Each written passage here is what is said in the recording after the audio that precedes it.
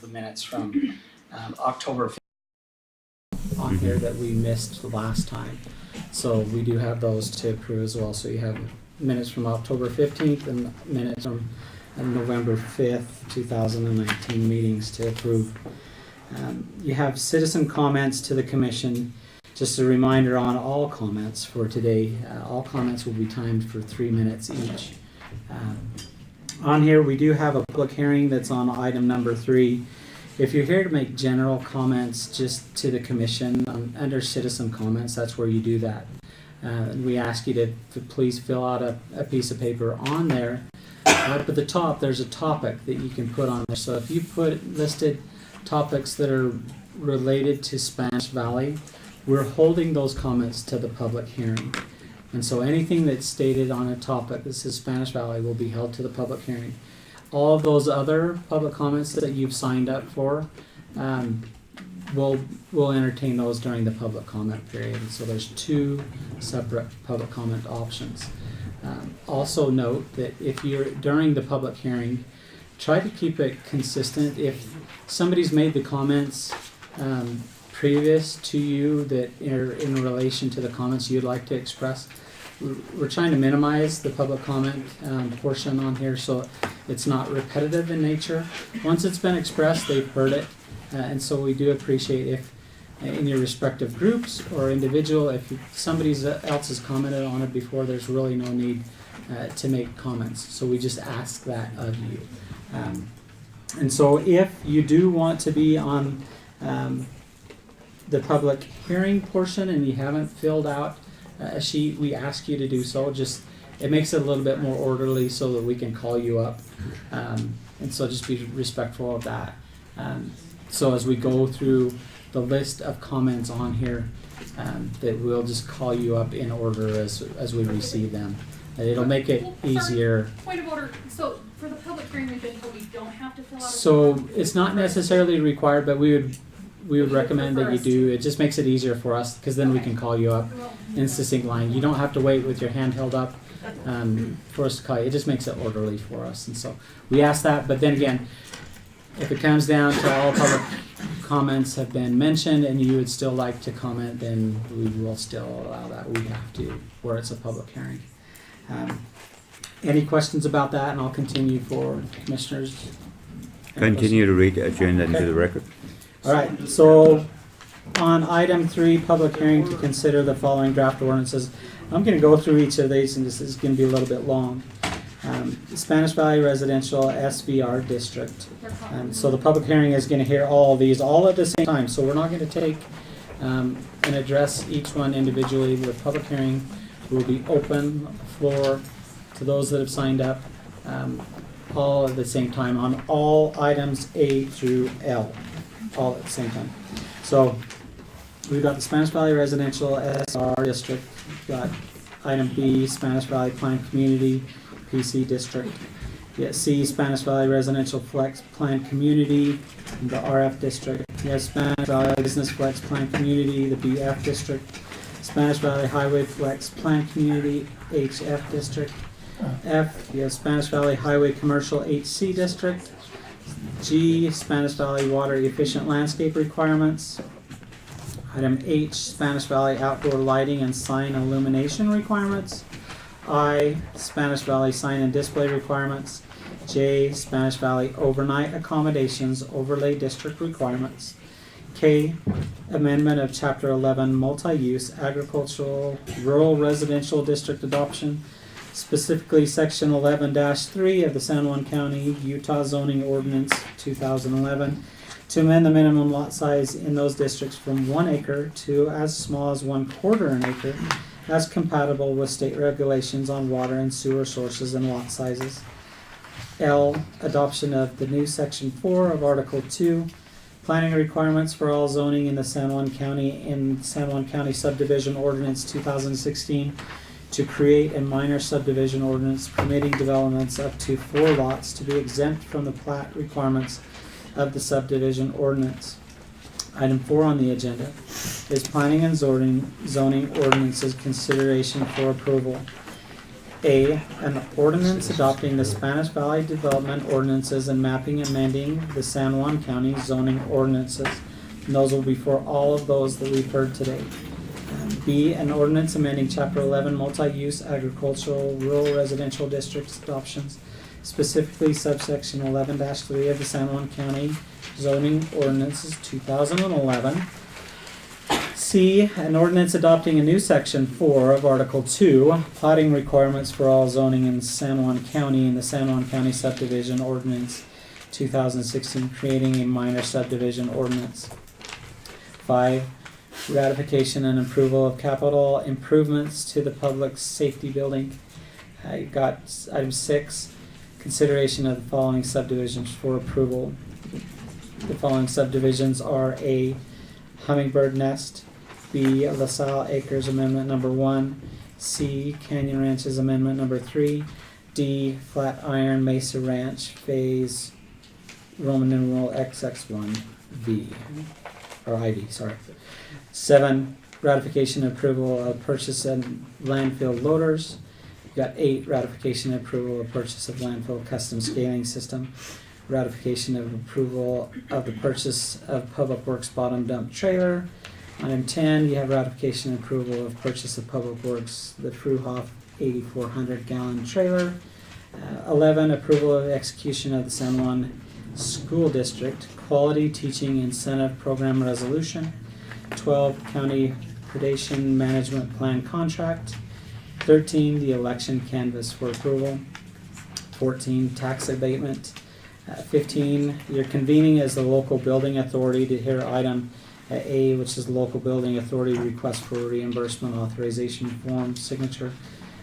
Item 16, you're reconvening as the Board of San Juan County Commission. 17 is your commission reports of the final. As your agenda for today. Thank you. Agenda read into the record. Let the record show that we do have an agenda, and now a motion would be in place to adopt the agenda. Motion by Commissioner Gray Eyes. Do I have a second? Yes, second. Second by Commissioner Adams. Any questions to the agenda? Commissioners?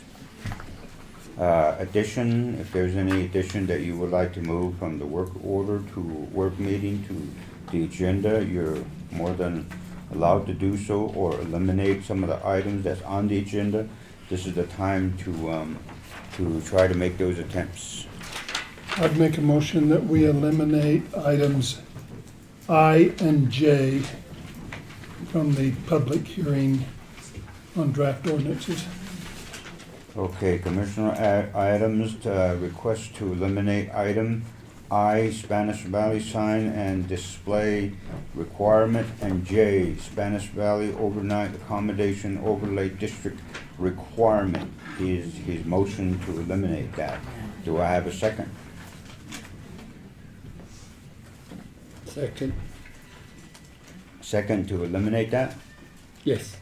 Okay, we have a second to eliminate the item I and J, so item K becomes an item I, and then L would become an item J. So that's the order we have as it goes down the list.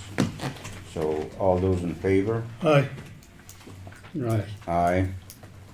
Okay, so therefore item I and J is off the agenda. Why are we? Could you explain what that means? Point of order. A point of order? No. You can't speak out while we're having our commission meeting. What was that, sir? The audience should not be speaking out without being recognized by the chair. Audience, you're more than welcome to raise your hand to ask question, and if I allow, I will ask for your comment. So in this case, ma'am. Could you simply explain to us what it means to have the H-I-J eliminated from this discussion? Please tell us what that ramification means. I believe that the community is allowed to understand why the items I and J would be eliminated from the agenda. Could you respond to that, Mac, or? Yeah, I will.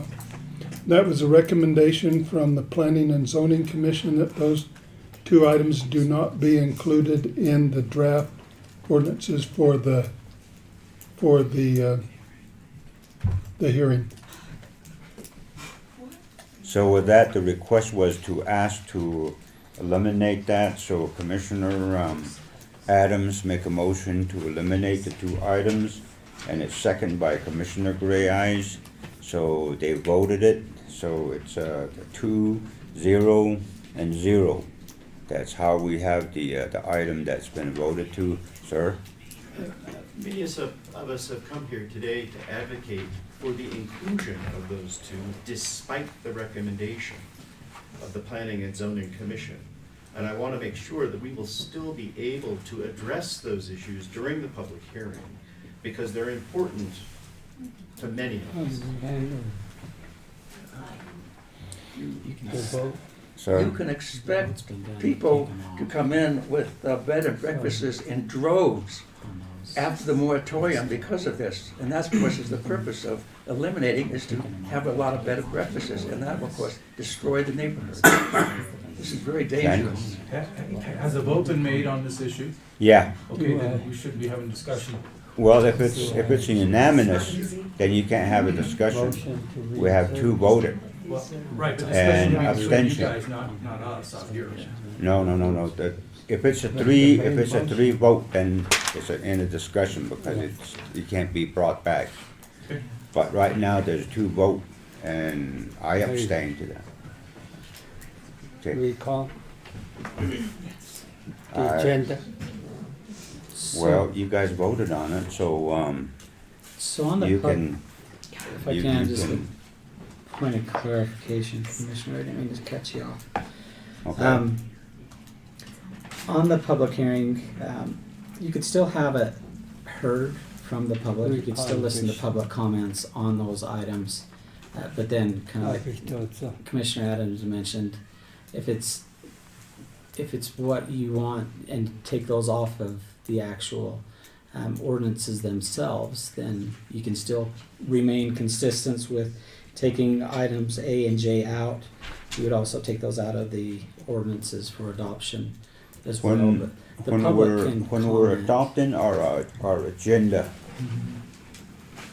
the modification supersedes before adopting it. So in this case, Mr. Adam is in a right position to eliminate whatever he wants and asks the other commission Absolutely. to vote on that. And when we come back, then the new display, just like the way I said, item I and J would be off, then the K will become an I and L.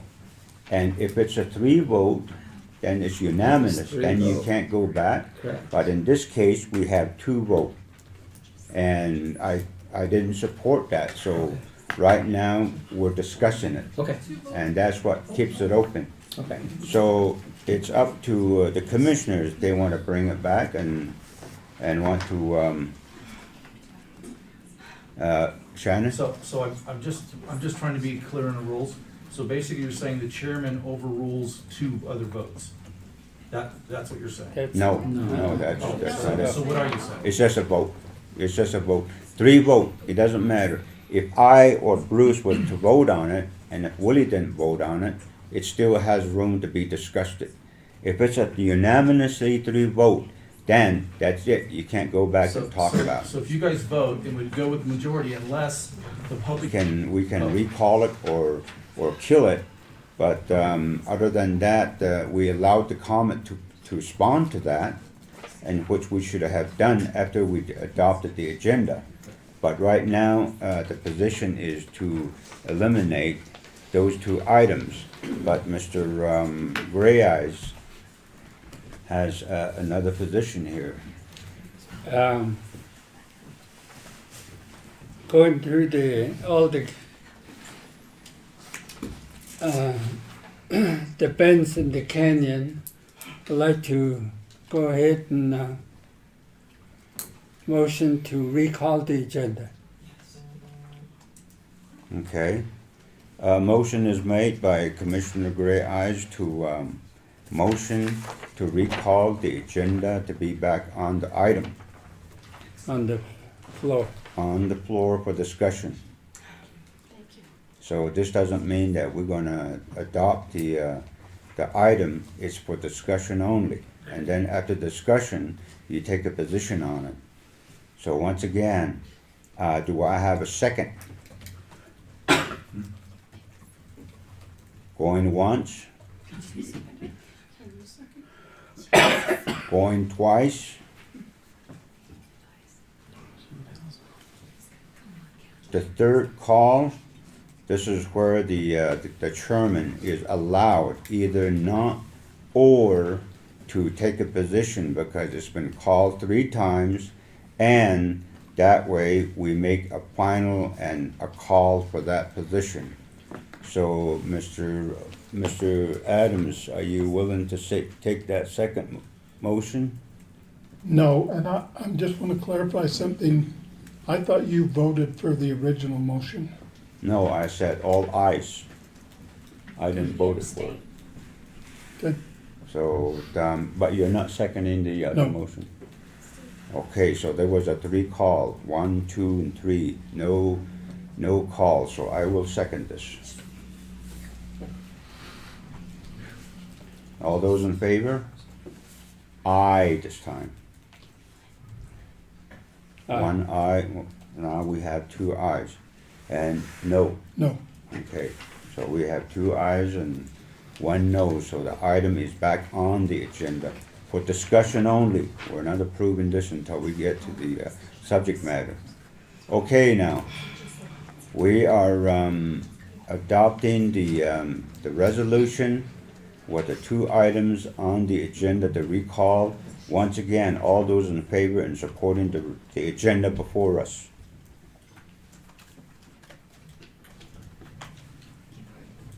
Going once? You need a motion? You can make a Yeah. motion. Like to go ahead and propose a motion to adopt the agenda as written. Thank you. Do I have a second to adopt the agenda as read into the record? no, I was acting on the recommendation of the Planning and Zoning Commission, which is a voluntary group, which has been very closely working on this item, and they recommended that those 2 things not be adopted. That's why I wanted to eliminate. I understand that, Mr. Adams, that's the position, yes. So at this point in time, we're adopting the agenda.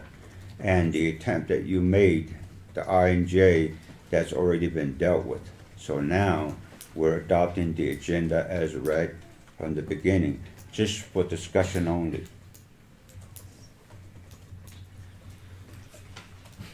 Do I have a second? Sure, I'll second that. You'll second that? Okay. Thank you very much. We have a motion and a second by Commissioner Adams to start working on the agenda that is read into the record. And all those in favor? Aye. Aye. Aye. Thank you very much. Okay.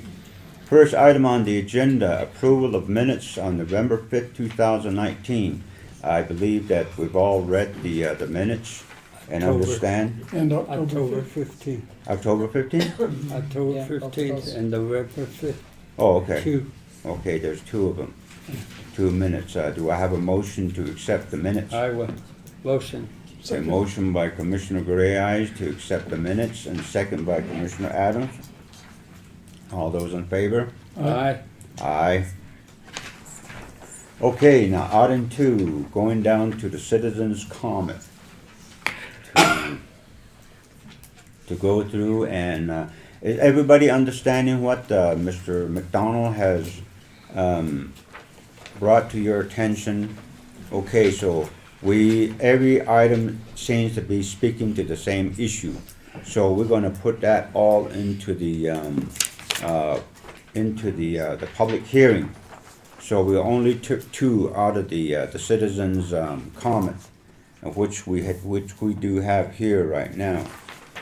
And the first one would be Herbert Holiday or Albert Holiday.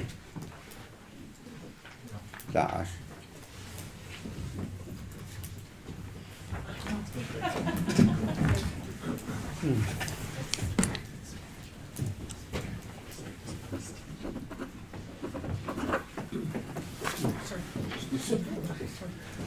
Good morning. Good morning, sir. No kicking, Oh, remember, it's peaceful. Commissioner Mary Boy and Commissioner Gray Eyes and Mr. Adam. Glad to see you. I haven't shook your hand yet.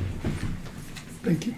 I'll shake these guys' hand over. Yeah, from Oljeto, Utah. I'm the vice president of the chapter. Came to you today. And we've been working on this for, I don't know, 7 years. Since the 3 minutes, yeah. the road on the 7th chapter on the reservation is very bad, needs to be improved.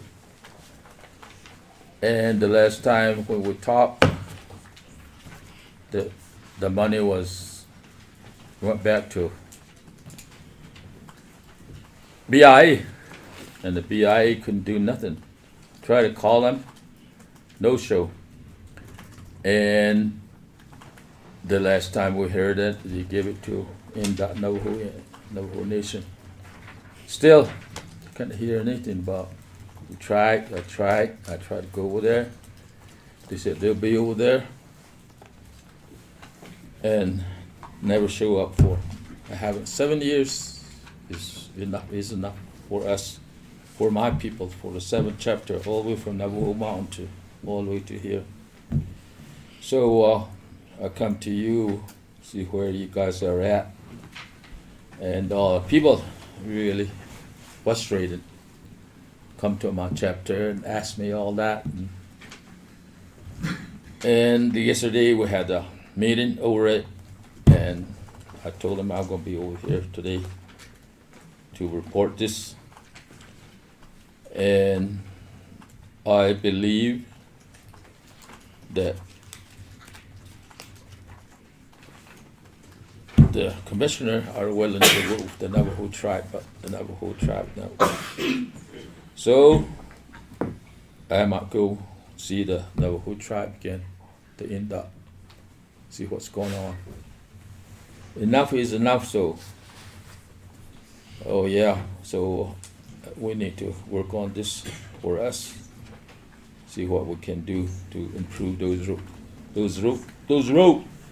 It's for safety of the kids, school route, school bus, and the bus are getting really bad, with the vibrating all,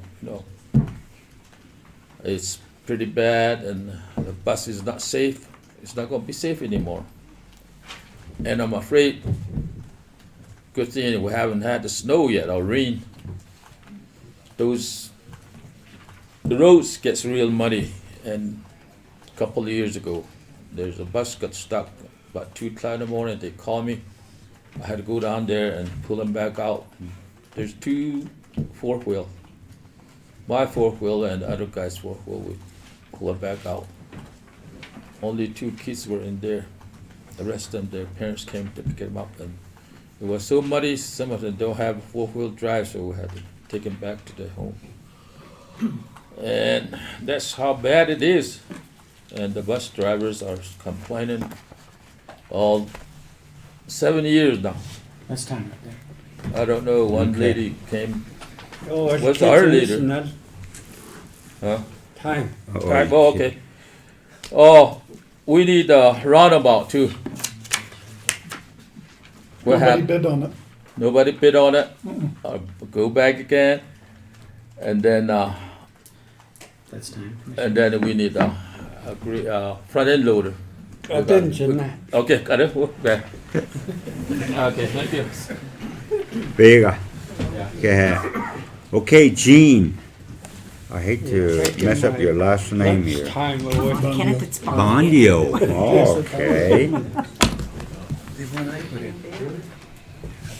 It'll come. Okay, Commissioners, I'm happy to be here to speak with you today. And I hope you'll be happy about what I've got to say. At the November 5th Commissioners meeting, a resolution expressing concern and opposition of the intent to approve the Spanish Valley aggregate and hot mix asphalt plant within San Juan Valley. The Commissioner Gray Eyes wanted to make some changes to the resolution. Commissioner Adams did not agree with the resolution at all. It's against the law. Commissioners were, please, this is my time. Commissioner Adams wanted to hear from experts on the matter and stated he was not an expert or an engineer, so he would not agree to it. And those were your words. The resolution had to be sent in by November 8th, so there wasn't enough time to get experts in on the matter. We do need experts, but not on something like this.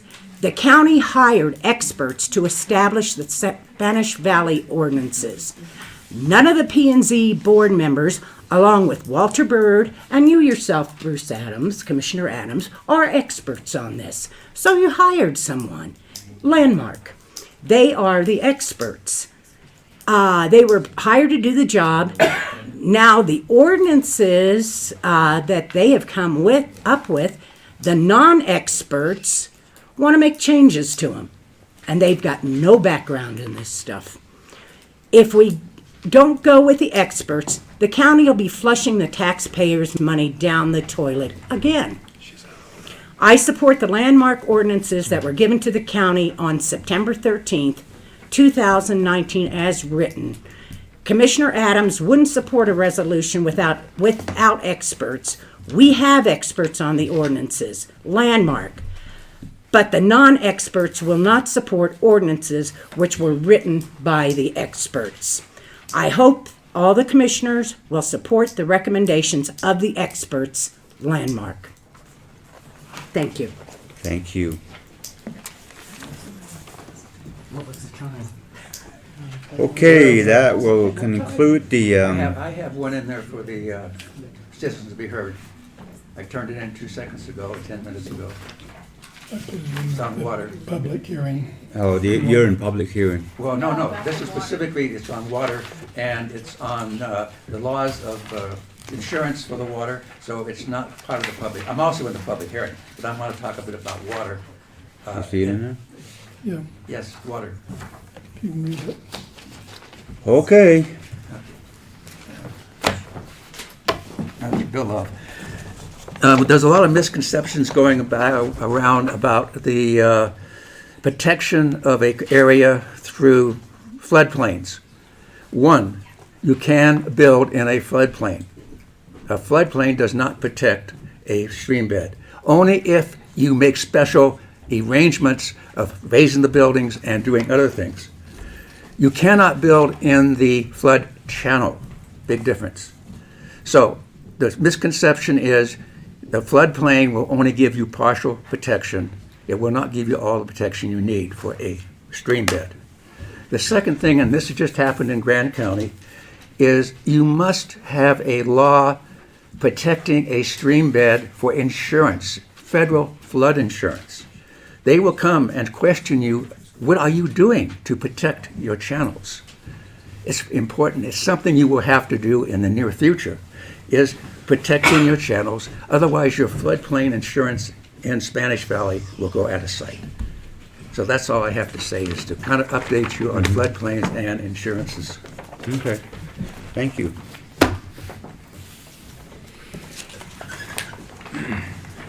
Commissioners, we probably need to make a motion to go into public hearing to consider the following draft ordinances. We have from A to K, items to be dealt with, actually L.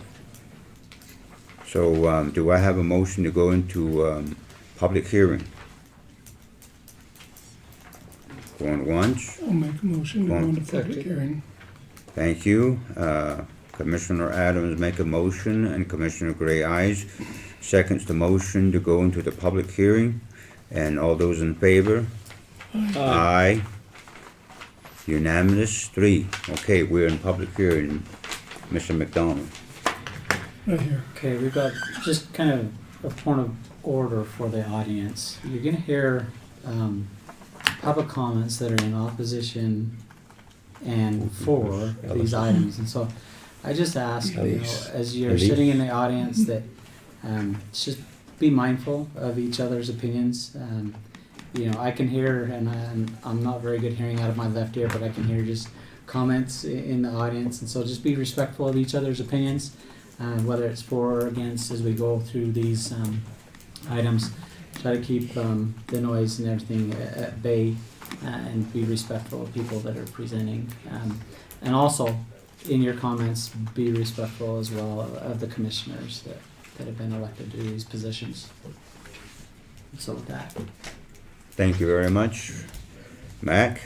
Okay, the first individual would be Elise Eller. Good morning, Commissioners. Good morning. Thank you for the opportunity to speak with you. My name's Elise Erler, and I'm here representing Sitla, which is, just for the record, a large landowner in the Spanish Valley. We have participated in the highway commercial moratorium, which is still in effect as I understand it. And so we've participated in that process. We've made our peace with the results of that process. And in general, we support what Landmark has proposed as a good starting point to get new ordinances into place, and then tweaks can be made later on. But right now, I think what the county is facing is you have a new water and sewer system that's pretty much in place now and getting hooked up. And these new ordinances will allow the county and its residents to better utilize those new systems that have been put into place.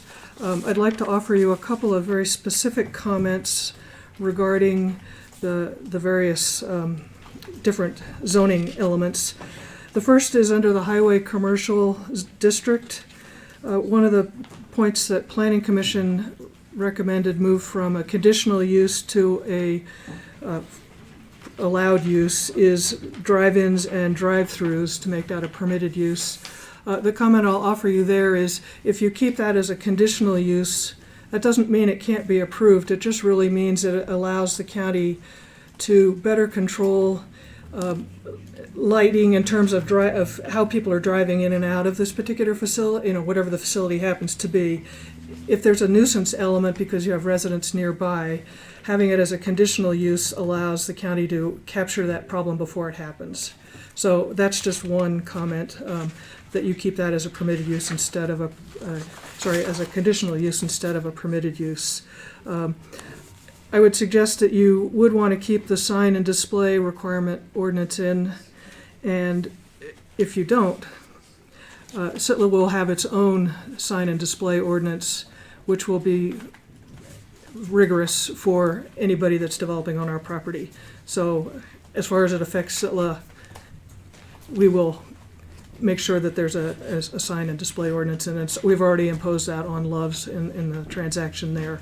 The overlay, an overnight accommodation overlay, I think what that allows the county to do is have an orderly process. That orderly process, if it's not working out, you can always change it, but it allows you to start out with some rules to the game because you know that you're going to get the overflow as soon as this highway commercial moratorium is lifted.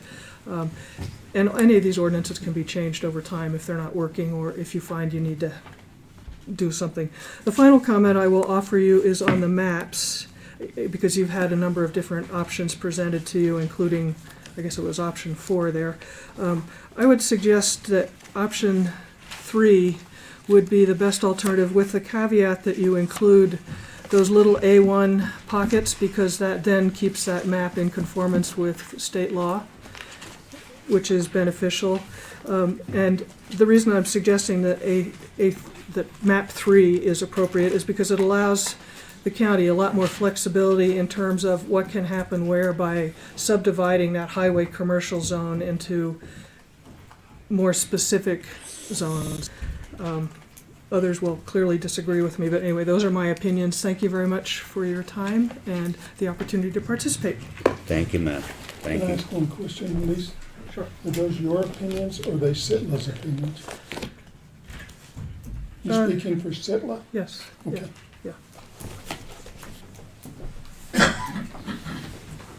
Larry? Edwards. Larry Edwards.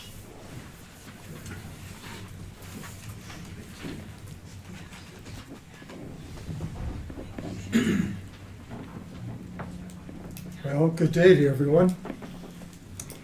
Good day, sir. Good. So, this will be short, Okay. and I just want to preface what I'm going to say with, I understand your position about being a rancher and not wanting to have layers of supervision over your life and your activities. But I think what we're talking about here is we're envisioning a community. And that needs to be done with respect to everybody concerned. And I think that what's important here is a compromise. And I'll just read what I have here. My position is that if a compromise has been reached, then it should be considered a prize and kept. The September 13th ordinances put forth by Landmark appear to mostly achieve that goal. The changes proposed by planning and zoning are not acceptable, the so-called red lines, and it is my request to have these changes revoked and to return to the September 13th ordinance. I think the bottom line is this is the compromise of that September 13th date. Landmark has done a crackerjack job of it. It meets the approval of the residents in the area, and that it's a compromise that needs to be honored, and that we need to make that the resolution of this matter. I think everybody can live with that. Thank you. Thank you very much. Who's next, Bruce? Oh, Sharon Bussell. Okay, Shannon. Sharon. Sharon. Bruce? Yes. When you're addressing the commissioners, can you please address all the commissioners? Absolutely. And don't be mindful of one individual. Yes. Thank you. Yes. No, I thank you all for your service here. I know it takes a lot of time and energy out of your lives to be here and do this. So my appreciation with that. I'm here to represent, I guess, the other, say, 90 to 100 people that don't get to come here to meetings very often because we're in demanding jobs that are short-staffed, running businesses, and it's very hard to get here during the day. I've attended most and all of the San Juan County meetings that you've held, but it's very hard to get here. So I want you to know that the people in this room that you have seen a lot of faces of aren't just a small group of crazy people. We've tried to become organized. We've tried to send you a group of people to not overwhelm you, but are consensus voices from the valley. The Spanish Valley is one narrow valley. It is a thread of everything. All our lives are woven together here. Landmark has worked very hard to listen to business owners, to listen to private property owners, to listen to residents, and come together with the plan that was originally set out and find that common ground. We feel that common ground took a long time to get to. It was done by an expert on planning and zoning issues and ordinances. You asked them to come and you asked them to write those ordinances. They followed a process. And we got to the September 13th ordinances that made no one completely happy, but was a compromise, as was mentioned before. So we urge you to vote today on those September 13th ordinances, not on the ordinances recommended by the Planning and Zoning Committee, who had months to respond, but waited until the midnight hour to do it, so that we couldn't really review them. You all can't review a 90-page document in a short time, trying to push through and push out ordinances that were developed in consensus. So we urge you not to fall to this tactic. It's used all the time, but to listen to the well-planned out voices, the community voices, that include the ranchers, that include the business owners, that include the people that live there full-time in Moab Valley, that have families there and make it their own. So I urge you to move forward with those ordinances, September 13th, and the number 3 map. And I really appreciate all your service and all you do for the community, both here, north and south. Thank you. Thank you, ma'am. William Love again. William Love. Okay. This is a reminder to vote for September 13th ordinances. On the current ordinances, they have gutted what the people want. They have gutted what we negotiated. They are an atrocity. The current ordinance that you have from November 14th are not to be voted on. I have said "Duda" on the 14th. For those who doesn't understand Navajo, that's vote no. I learned that one word at a meeting, and I assure you that's my limited vocabulary. So "Duda" on November 14th. Tota. Pardon? Tota. Doda. Oh, thank you. My pronunciation is also not good. Well, September 13th, that all amendments will be postponed for 30 days for you to review and for the people to review. Pushing amendments through at this time at the last minute is wrong. So make a resolution to approve September 13th ordinances and make a resolution that you have all amendments at one time to it in 30 days. Thank you. Thank you. Corey Smith. Colby Smith. Colby Smith.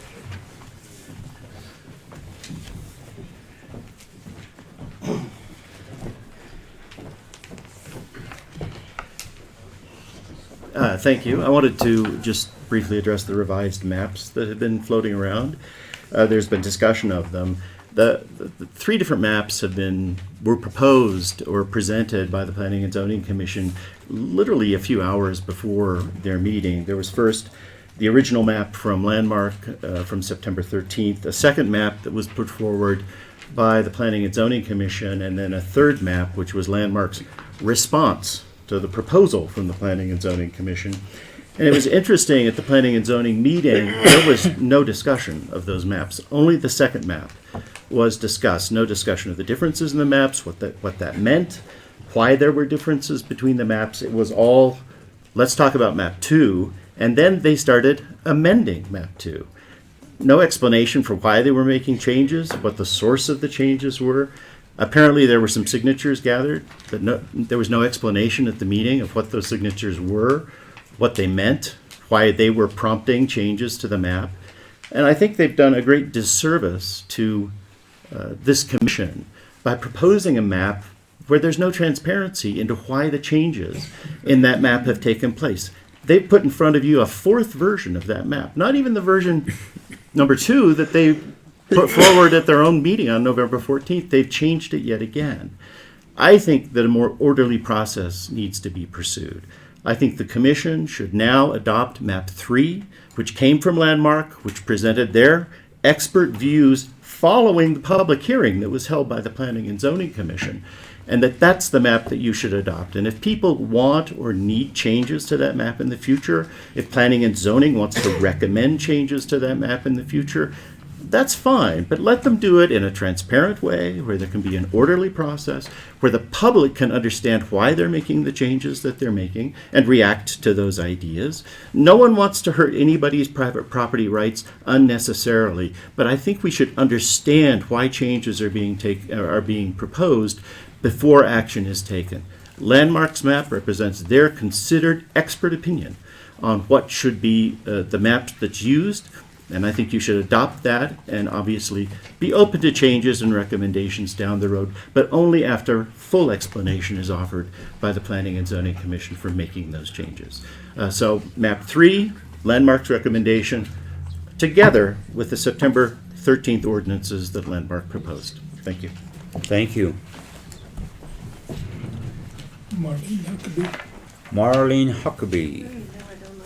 There's nothing I could say that's different. I approve of Landmark's design. I think it's a great beginning of a city that San Juan will be very proud of in the future. It's going to take many years, beyond my years. And so I know I'm just one person. It's not that big of a deal, except to me. But I feel like Landmark did an excellent job of laying things out. And it's something that we'll all be proud of. The recommendation that P&Z did is like a slap in the face to me. I'm very offended and hurt by it. So I hope you'll consider these things and think of the future, think of the broad future. I'm so proud now to be part of San Juan. I actually didn't know San Juan. I was always the stepchild. And now that I've been coming, I feel so involved, and I want to be proud and be accepted by all of you. So I hope that you'll accept me into your community, because I'm the tail end, but I'm your community. So thank you. Thank you. Linda Schmertz. Linda Schmertz.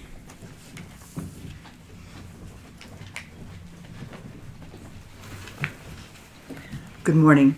I want to thank each of the commissioners for their foresight in hiring Landmark Design in order to draft ordinances for how Spanish Valley should grow. My husband and I fully support the September 13th ordinances that Landmark put forward, along with map number 3 from November the 14th. They did a very clear, transparent, and overwhelmingly were supported with the ordinances, and what they have done, what Landmark has put together, I think very accurately reflects the community's perspective and the greater than 200 letters, emails, and dozens of phone calls that they got. I feel that I went to the Planning and Zoning Commission meeting on November the 14th, and I felt like it was mainly driven by commercial interests. And I am a big believer in property rights. I feel very strongly about them, but my right to swing my fist ends where your nose begins. And we are all neighbors. We're in this together. We affect each other. And I feel that what Landmark has put forward is actually the best of all possible worlds for us. They can always be altered in the future, but right now I would strongly suggest adopting all 10 ordinances. They were meant to be a package of 10, and I feel that the 10 ordinances are very, very fair. And we need to extend those ordinances down to mile marker 110 on 191. And that's personal because that's down where I live. And I think the ordinances are strong enough and are fair enough that I would like to be included in that also. Thank you. Thank you.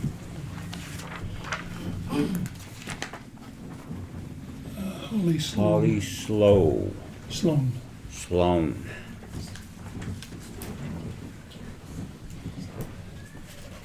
Thank you, Commissioners.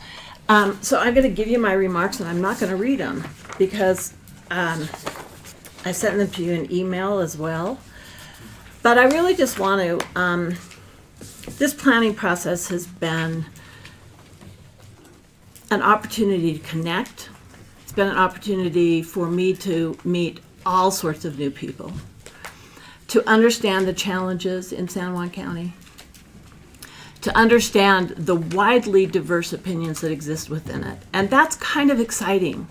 I'm not afraid of those diverse opinions. Don't think you are either. But it does require compromise, and it does require an ability to listen to each other. And I really appreciated your remarks, Matt, about listening respectfully to people, and this appears to be happening, and so that's great. I too am here to ask you to adopt today, so that it can be in place before the moratorium ends, what Landmark recommended on September 13th, with the map number 3 that they recommended after P&Z met for their public hearing. I also believe that there will be changes, and I just mentioned to Trent, the chair of the P&Z committee, because they've worked very hard on these as well. But we need to take up their recommendations in an orderly fashion. we need to consider them and understand fully what the long-term implications are. So it's not that when I say adopt what Landmark did, I'm suggesting that we ignore what P&Z did. What I'm suggesting is that time really doesn't allow us to dig into those deep enough to really consider what the long-term implications are. So I'm fully committed, as I think many of my neighbors are, to continuing this discussion with P&Z, with you, to make these the best ordinances they can be. But today, we need to adopt what Landmark did. And we need to do their 13th version, their September 13th version, with map number 3. So thank you. Thank you.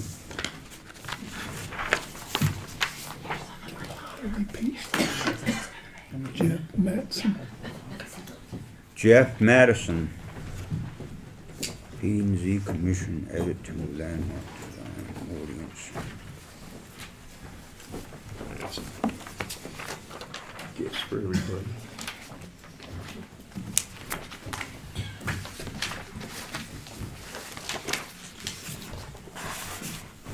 Am I on the clock already? No, not yet. I'm waiting to push go. Once you open your mouth. We can start. First of all, I'd just like to thank the commission for all, I know you've spent a lot of time and the Planning and Zoning Commission for looking into this, and also for Landmark. I mean, they were the experts that were hired. They've spent a lot of time, and I think they've put together a well thought out plan to develop a clear and concise vision of the future for what the Spanish Valley portion of San Juan County is going to be. I'm going to go back and talk about the Spanish Valley Area Plan that was adopted back in April 17th of 2018. Mark mentioned it in his presentation, but that was a very long process that they went through to basically come up with what is our vision for this development. And over 6 to 7 months of community involvement, they had stakeholders from SITLA, San Juan County. They came up with these 10 guiding principles. And so I'm going to talk about those 10 guiding principles. I gave you a copy of them there, but to me, that is what drives the vision. That was what was supposed to be driving everything going on. So I believe that Landmark's development ordinance, as written, dated September 13th, without the Planning and Zoning Commission's edits, build on this vision, and they adhere to these guiding principles that were set up. In contrast, the ordinances that have been recommended by the Planning and Zoning Committee, I think they violate many of these, and I just want to give you a few examples. For the Highway Commercial District, so overnight accommodations were added as permitted in conditional uses, that's based on the size. And the Spanish Valley overnight accommodations overlay district requirement was removed completely. So I think these changes are just going to promote unrestricted development of overnight accommodations anywhere in the valley along that highway commercial zone. That violates guiding principles 1, 3, 7, and 8. The highway commercial district, there was wording that limited the number of truck stops to 1. That was struck out, and the new edits by the Planning and Zoning Commission basically allowed for an unlimited number of truck stops anywhere south of the Pack Creek Cutoff Road. Again, that violates guiding principles 1, 7, and 8. There were buffer requirements along Pack Creek and any other perennial streams. They were struck out of all land use zones. This violated guiding principle 6. These changes, especially within an expanded highway commercial district, leads one to believe that the Planning and Zoning Commission was concerned primarily with unrestricted commercial development. So today I ask the Commission to adopt the ordinance as written by Landmark dated September 13th, 2019, without any of the Planning and Zoning Commission edits. And I also endorse the map 3. Thank you very much. Thank you. And Austin. Ann Austin.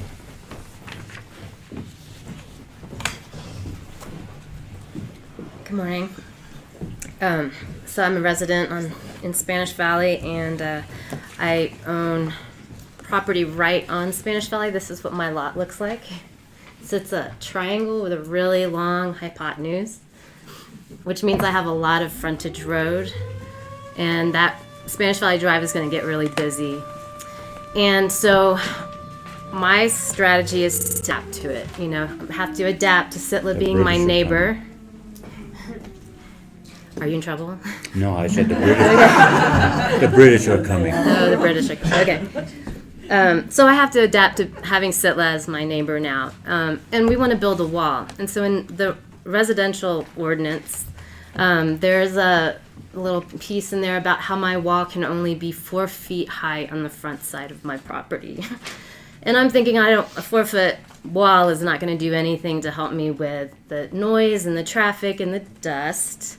But I'm going to get over it. I'm going to adapt. I'm going to work with the P&Z. I'm going to see if they can do something for us or for people who live on that road, because it's going to be really busy. Another point is that my husband and I, we eat a lot of eggs. I have to admit. And there's another ordinance in there that says that we can only have 4 chickens on our property. You know, I don't like that. But I'm going to adapt. I'm going to work with the P&Z, see if we can tweak something down the line. So as a resident, there's lots of things that I'm going to have to adapt to with this plan and compromise. I don't have a lot of money. Commercial business owners, they have a little more money that they can use to make changes to some of their plans. I think that it's fair to ask them to adapt just as much as residents are going to have to adapt. So please consider adopting the landmark plan that was proposed on September 13th with the map number 3. Thank you. Thank you. Ryan Holyoke. Ryan Holyoke.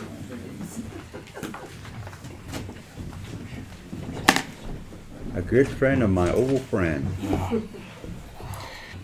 Remind you that this last week addressed that problem, something that must be protected, and it should be protected for San Juan County anyways.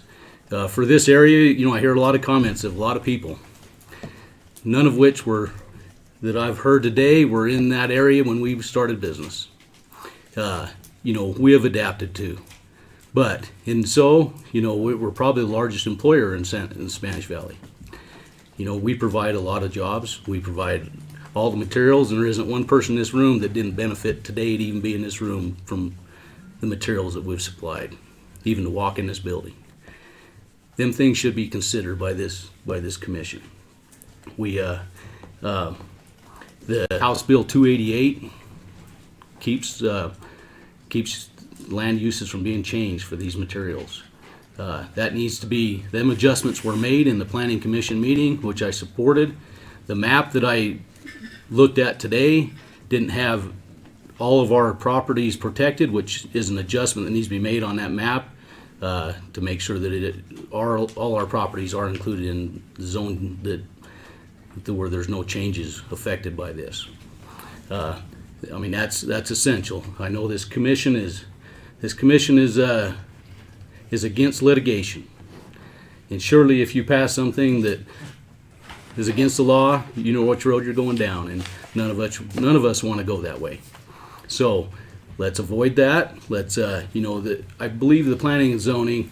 You know, I attended their meetings. You know, most of the time we stay back. We don't interfere. You know, even as citizens, we're appreciative of the hard work that all of these members do. You guys and the planning and zoning. You know, so there's been a ton of meetings that have happened that we haven't attended. You know, none of us have that time.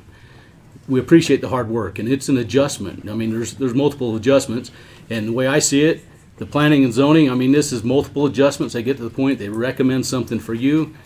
You should honor their work. You know, Landmark is, of course, they're professionals, but they make mistakes. They obviously made a mistake on our behalf. Otherwise, they wouldn't be sending out things that these guys have said are good in September that are illegal. Okay. So I appreciate your comments. Just one question. Yes. Which map takes care of the problem for you? I can't even tell you which map, because I've looked at so many of them that it's the one that had all our properties should remain in A1, which is what has been called for that. You know, Mark? Yes, it's a map 4, and I would we never heard about this new legislation until last week. Yeah, And we totally agree with him that all those properties should remain as agricultural because it's state law. okay. So whatever direction you go, those adjustments need to be included in the Right. resolution. Right. So you're against landmark? I don't even want to say that I'm against them at all. I just know that the maps can't be adopted by this commission unless they're correct. Because once the maps are adopted by this commission, now it takes a whole bunch to change them. And if you adopt a map that doesn't have all this A1 involved, which you know, we understand oversights. We're all business people. We understand them. But it needs to make sure that all of our properties, which the last one I seen was on your website this morning, and it only had maybe 100 or 200 acres of our stuff. So the only issue you have is the map, that's it? The map boundaries would affect it, yeah. So that would be the only issue I have from what the planning commission. So Mac, with this being said, that the new law, rules, whatever that came in at the spur of the moment, do we still need to deal with that, or how does this go? That map right there in the planning commission, so that is the map that came out of planning commission. That's the one that's recommended by the planning commission and has those A1 changes, which Mark is referring to as map 4 on there. And so it's the same. Thanks, Walter. So that's the one that planning commission corrected because of that very legal issue. And he's absolutely right. We do have to maintain that zoning within those gravel pit areas. The only thing, I haven't seen that map, but it didn't include any of our properties around Old Airport Road, and so there was still quite a bit of our properties that weren't on the one that was on the website. Is that the same one as your map? Yeah, and we were taking our best stab at what those properties were, so we'll need to get the complete list. Do those have the gravel? All of those properties have the gravel pits? Yes. So all of them do. All the Grand Johnson properties are within our mining company. Okay. Which includes all the stuff on Old Airport Road and north of. So on this, I don't know if you can quickly take a look. It's north of Old Airport Road, all the way boundaries to the Holyoke properties and to Mathis properties. Here's what the packet is showing right there. If you look at that, I know it's small. This is the one I looked at on the website. Correct. And yeah, it doesn't. It needs to. There's quite a bit more that goes northwest out of there. That does include our properties over by a pit we call the racetrack pit, just south of the Grand County properties. So we may, Commissioner, have to make some modifications to that. Well, we're going to be needing some guidance, so I'm just jogging that down. We'll see who's next. All right. Amy Wizard. Okay, Amy Wizard.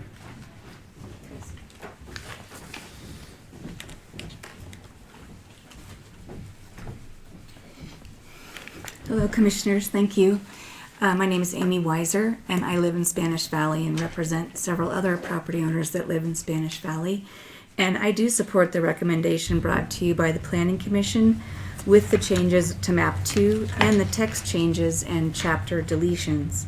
The Planning Commission did a great job of balancing the concerns and property rights of the landowners in Spanish Valley without creating overreaching levels of regulation. The September 13th submittal by Landmark does not address all the landowners' concerns. In particular, I represent a landowner that owns 24 acres east of Spanish Valley Road, and it was placed in the planned community zone. The Planning Commission made the change to make it the Spanish Valley residential zone, as you see in your maps on the packet. And if you decide to listen to the majority and go with the September 13th submittal by Landmark that includes map number 3, I would just like to request that the changes the Planning Commission made on November 14th, including the A1 zone for the gravel pits, had a change to the property on the east to include it into Spanish Valley residential, and we'd just like to request that that change remain as well. So, thank you. Thank you. Dave Picardi. Dave Picardi.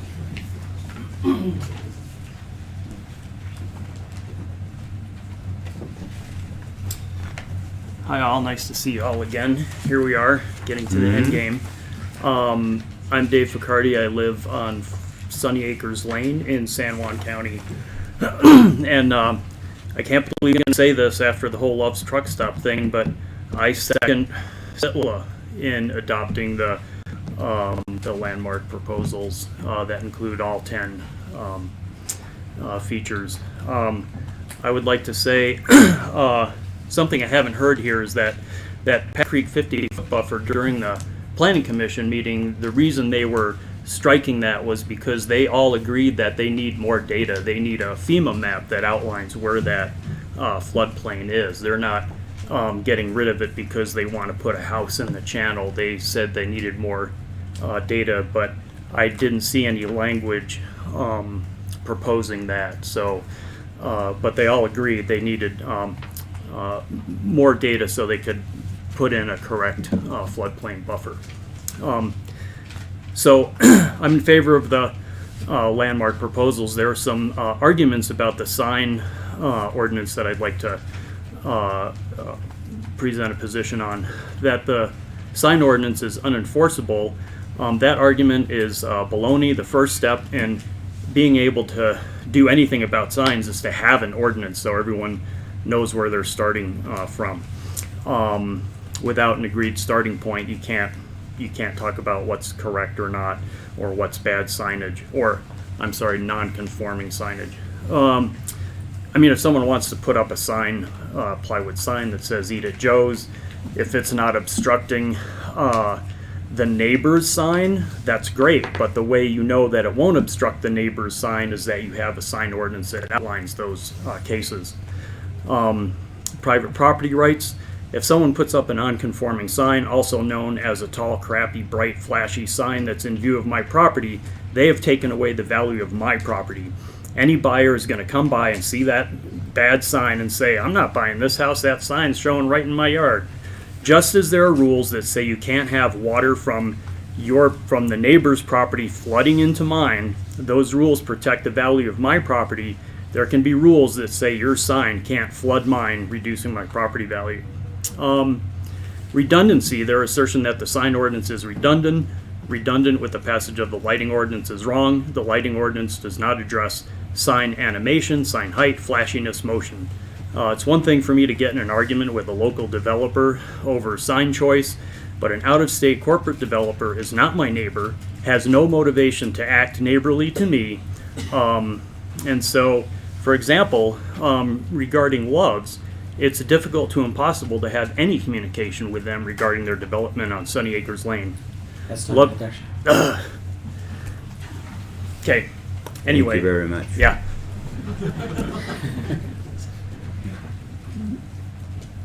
Jenny Widensee. Okay, Jenny Widensee. Thank you.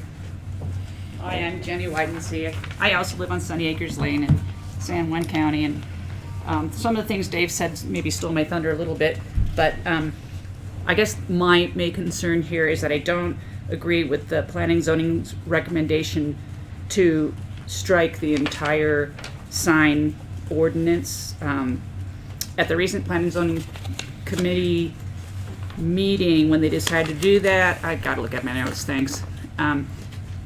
They said they wanted to strike it because they thought those needs were covered by the lighting ordinance. This is something that Dave was saying, but I wanted to say specifically, the lighting ordinance doesn't address the different signage needs or requirements, the differences between residential and commercial zones or public property. The lighting ordinance doesn't mention anything about those differences. So there's a lot of fine things that need to be discussed, and those things are discussed in the signing ordinance. The lighting ordinance also does not address public safety in regards to traffic hazards or structural safety of the signs. There's nothing about that in the lighting ordinance either. So we do need a signing ordinance to give us some kind of framework. Let's see. I don't necessarily agree with everything in the landmark proposal, but I just from hearing, I mean, I heard people at the planning and zoning meeting, and I have to say that some of the tweaks that they made to the maps and stuff, I did not disagree with. People have actual real concerns, and like you've heard, there are some legal concerns, but I think we need to move forward, and I think, though, these concerns do need to be taken seriously, and that some changes do need to be made. I don't agree with the entire signing ordinance. I think maybe it gets a little too nitpicky. There's some aesthetics based on taste. That's something we're never going to agree on. And even if we had signs that we all decide were all the same pretty color and matchy-matchy with the buildings and all that, we would think it's lovely today, but 20 to 30 years from now, we're going to think it's atrocious and laughable. Things change. So, but we need something to work with. We need an ordinance. We need these ordinances. Let's go with what we've got. Let's get it done. And then let's go in and make these changes that we obviously need to make. But we've got something to work with. Thanks. Thanks for listening. Mm-hmm. And thanks to all my neighbors. Shannon Brooks. Shannon Brooks.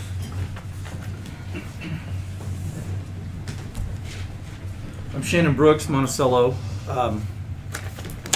As was mentioned earlier, the Spanish Valley folks who are here today at this meeting represent concerned citizens from their part of the county. I'd just like to point out that I represent hundreds of people as well, from LaSalle clear down to Bluff. So we every person who speaks to you represents a bunch of people, right? Wow, chickens, compromise, gutted. These are some of the things we've heard so far today. I'm in favor of chickens, by the way. If you need help, I'll help you with the P&Z on the chickens. This process does require compromise, obviously. I've checked with the P&Z here, and they inform me that not only is the P&Z not disregarding Landmark's recommendations, that they've adopted about 95% of them. So we really should call things what they are. We're squabbling over a few percentage points here. The rest of it has been adopted and agreed upon by the company hired to give recommendations to the P&Z. The P&Z is now giving you recommendations, and I think that's by law. Isn't that by law or no? I don't know. Kendall? That is a procedure. Okay, thank you. As I talk to the P&Z, we have two representatives from Spanish Valley on that committee. One from Monticello, one just outside of Monticello, one in LaSalle, one in Bluff. I may be missing some, but that's pretty much it. I was interested to understand that the folks from Spanish Valley on this committee are in favor of what the P&Z is proposing. And so we obviously have split ideas coming from Spanish Valley. Again, procedure is to follow. The P&Z gets recommendations from, in this case, Landmark.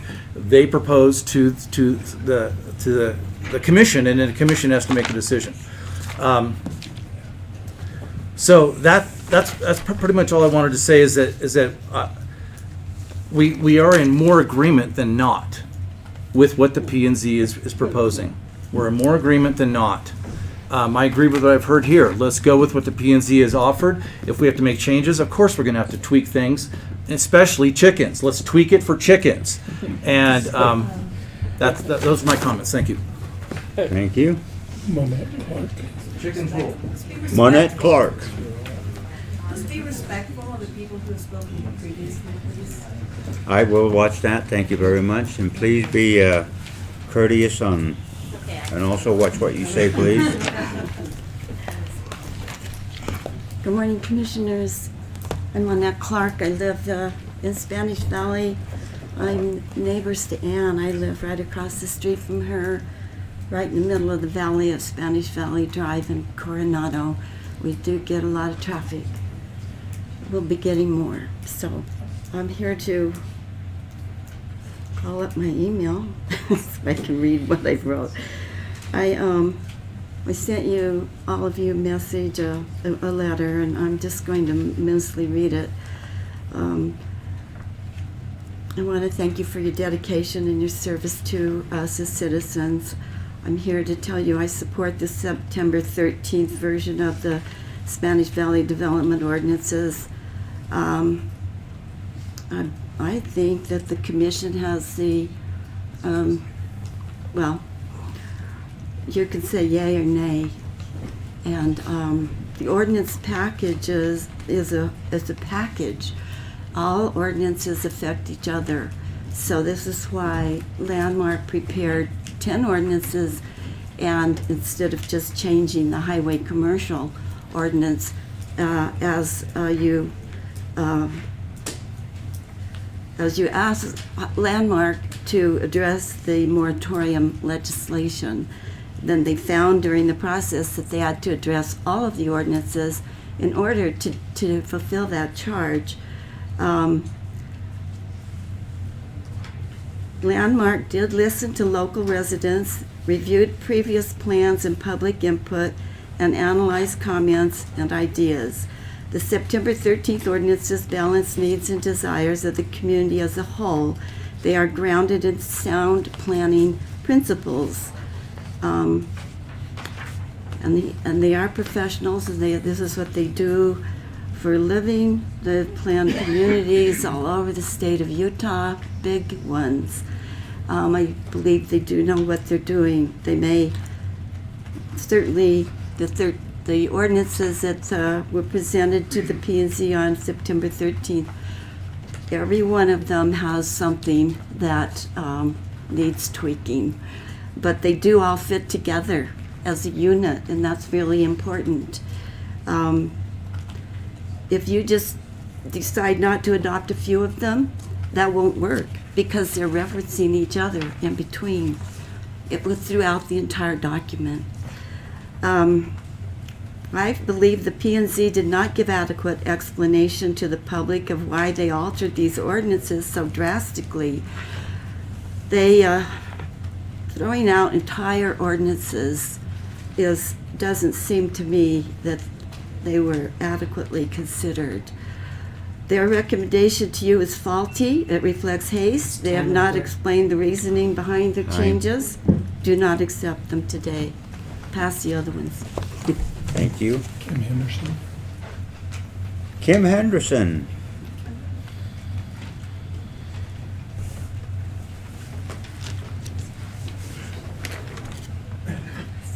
Good afternoon. It's been a little bit of a while. It's been a while. It has. So, as most of you know, I'm Kim Henderson from Monticello, born and raised here. I'm here today to comment in support of the current ordinances before you that the Planning and Zoning Commission has provided.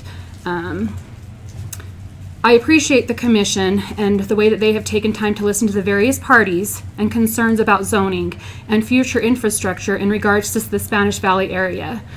As a virtually lifelong citizen in San Juan County, I support responsible and well thought out current and future economic growth in San Juan County. It's no secret that San Juan County is the poorest county in the state of Utah. Reasonable, diverse economic growth is crucial to a prosperous San Juan County. Any revenue that is brought into San Juan County benefits San Juan County as a whole from north to south. Sorry, I lost my place. I, along with many others that live in this county, very much value the small town feel that each portion of the county has. And I don't want to see San Juan County turn into a smaller version of Moab.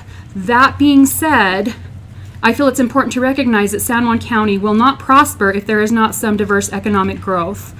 I feel that MAP 4 and the ordinances brought before you by the Planning and Zoning Commission best represents what will help future growth and for San Juan County. I think it's important to not just, obviously we all live in our own communities, and I think it's important to listen to what community people have to say and value, that being said, we live in a very large county. I think it's most crucial to recognize what's going to benefit the county as a whole. And I feel like, again, smart, diverse economic growth is probably one of the things that will benefit our county the most at this time, whether it be tax dollars for the schools, for emergency services that we know are greatly lacking.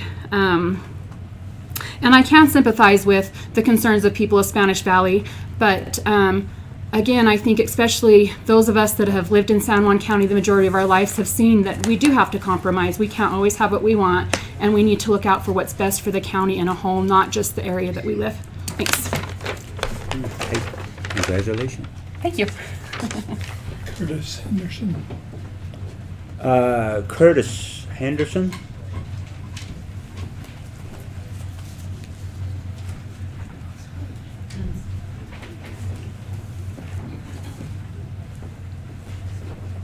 Hello, my name is Curtis Henderson. I'm from Monticello.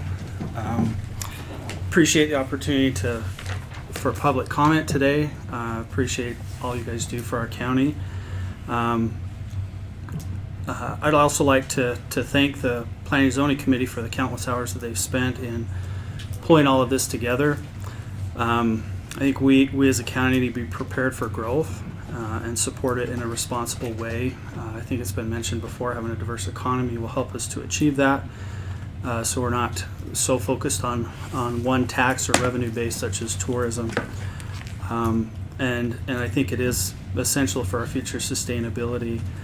And by encouraging this diverse economy, the county will be able to help fund much needed services that are lacking in our county today.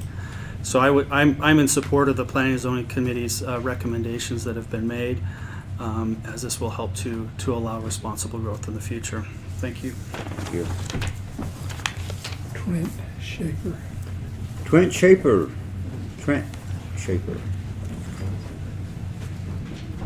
Commissioners. So I'm part of that planning and zoning group that chopped up some of this, and very little of it did we chop up, but I want to give you some of our reasoning behind it. One is what was presented to us. We truly believe that private property rights were going right out the door. A lot of people, right at the very end, we got probably 50, 60 letters from private property owners saying, I bought in a commercial district, I want to remain in a commercial district. We were taking that away from them. So that's why we pushed for the changes, especially on the map. We thought there was some repetition, some redundancy with the sign ordinance. The one ordinance says you've got to build with this color of material and this type of material. We don't want to be controlling of that nature. It was just a lot of government overreach, and that's why we came to the conclusions that we did. We listened to a lot of people. You know, there's quite a group of people that come to every meeting, but there's a large group of people that doesn't come to every meeting. We listened to both sides. That's how we came up with our conclusions. That's why we made the changes that we did. Thank you. Thank you very much. Scoot Flannery. Scoot Flannery.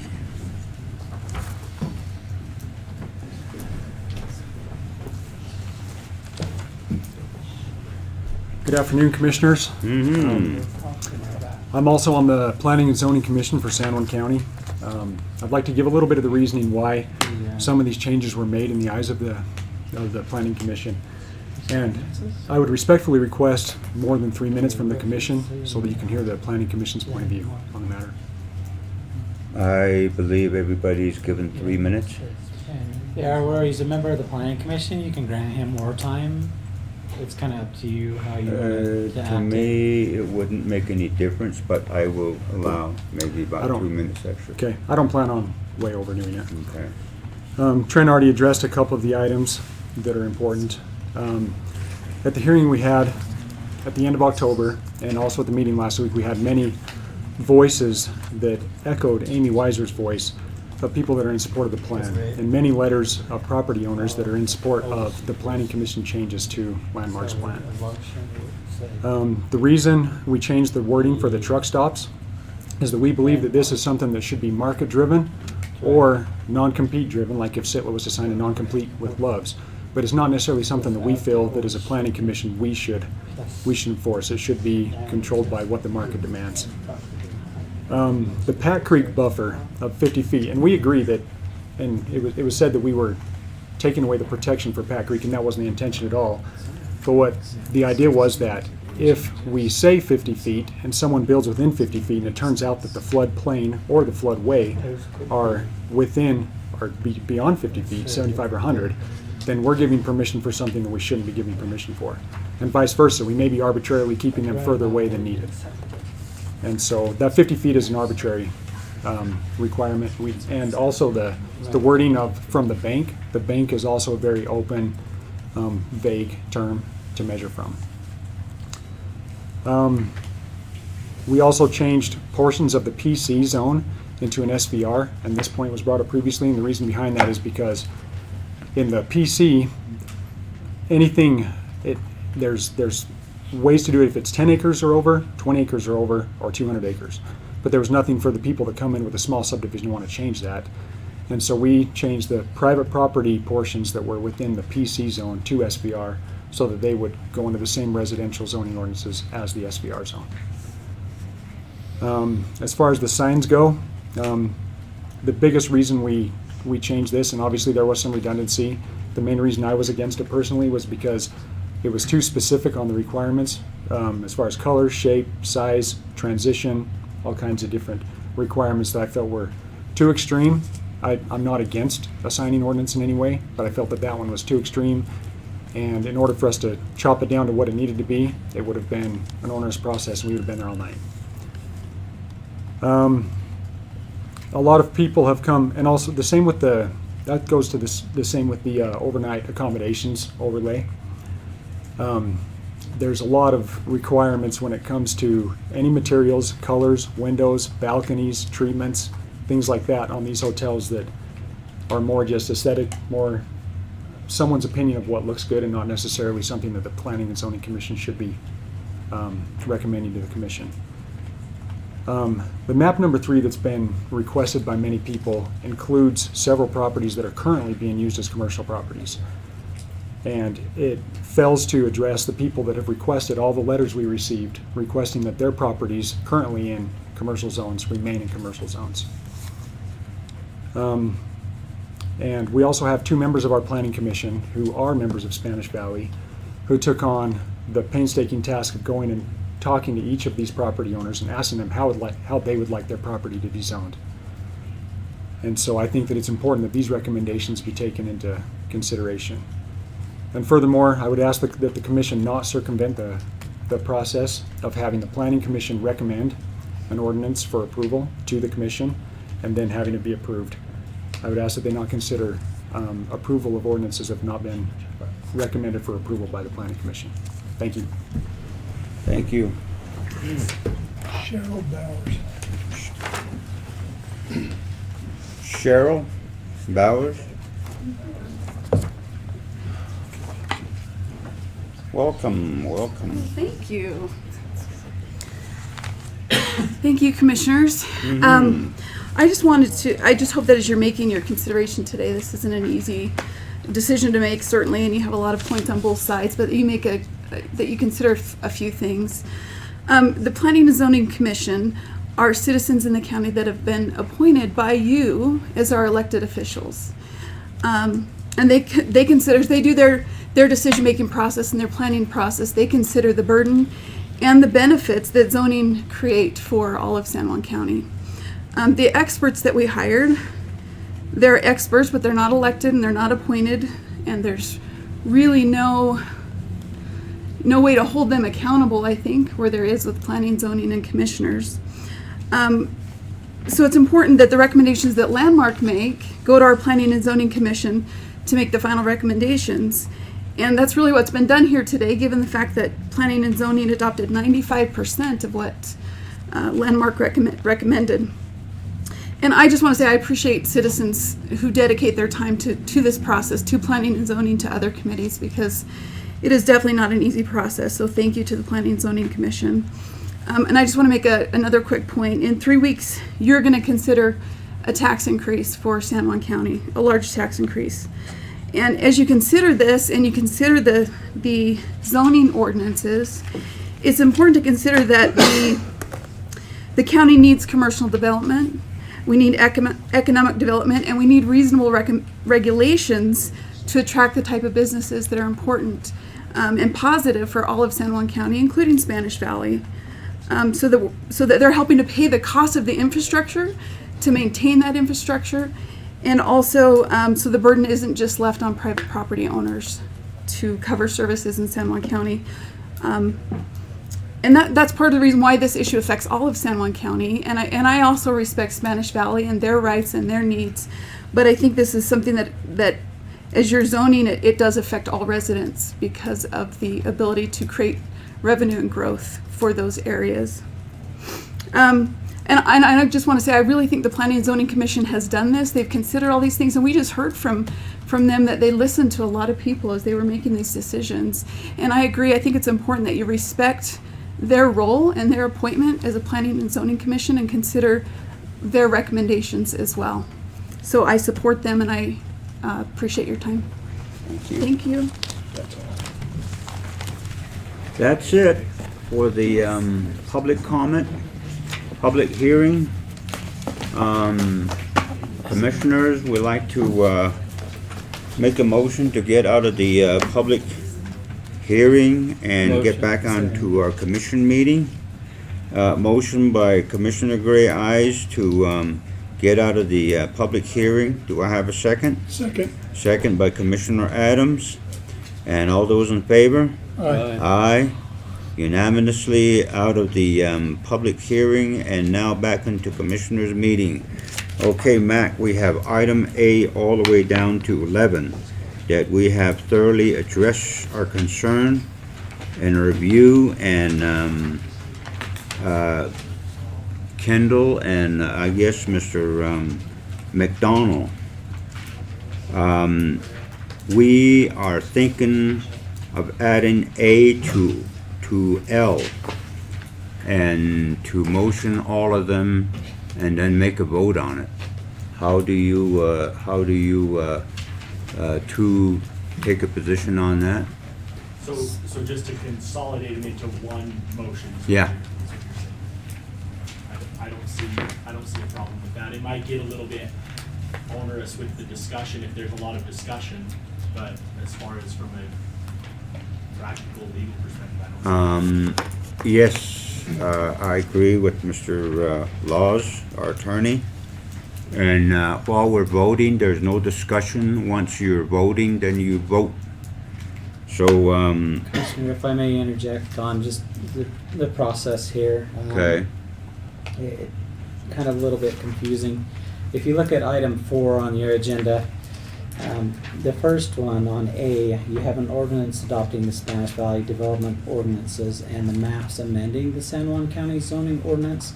And so if you look at your in your packets, you have a complete packet of what is recommended from the Planning Commission, including their strikeouts in each of the zones. And so we've compiled it all. If you look at the table of contents, you've got chapter 1 through 10. And if you notice in here, so this is the landmarks work, and we're grateful for all the effort that Mark and his staff have put together to help us get to this point.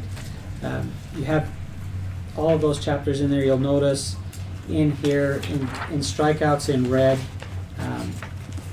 those are the recommended changes from the Planning Commission. So as you go through this, and it's a fairly large packet, it's stapled all together. As you go through there, you'll see those items stricken out in red, including how you've got that, as we discussed before, the Spanish Valley sign and display requirements. the Spanish Valley Overnight Accommodation Overlay District requirements. You'll see in here the attached map. The attached map included in here would be what they've referred to throughout the meeting as map number 4. So in map number 4, which Mark had described, is they've taken out some of the highway commercial, or broadened the highway commercial, changed it from map number 3. They've added A1 in here, which, like was mentioned earlier, by law, we have to have these A1, we have to have the existing zone for those properties remain as the existing zone is. We can't change those zone by law. We are obligated to keep those as agricultural 1. And so that would, as noted, will have to be adjusted to include all of LeGrand's property as A1. So your map, you would have to make a recommendation to approve the map with the changes in there for LeGrand's gravel pit operations or any other gravel pit operations throughout that area. I had staff print out the maps, so I know that there's some confusion between map 3 and map 1. We'll hand this out to you so that you kind of see landmarks, and all this is landmarks revisions, and so we're not trying to pull a quick one over on everybody. We're just making sure that we have all the information to make the vote consistent. So let me pass those out fast. You'll see the numbers on top of each of the map.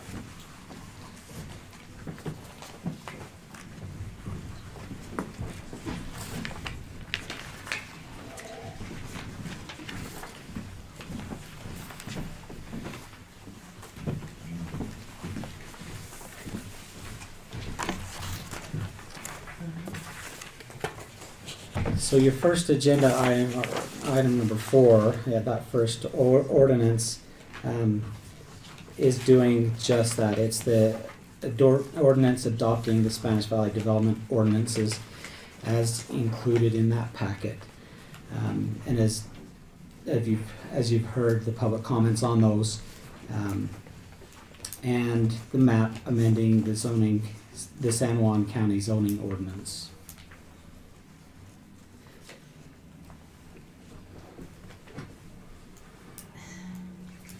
So we have 1 and a 3 map that's before us. So yeah, so is number. So the one in the packet would be considered zoning map number 4.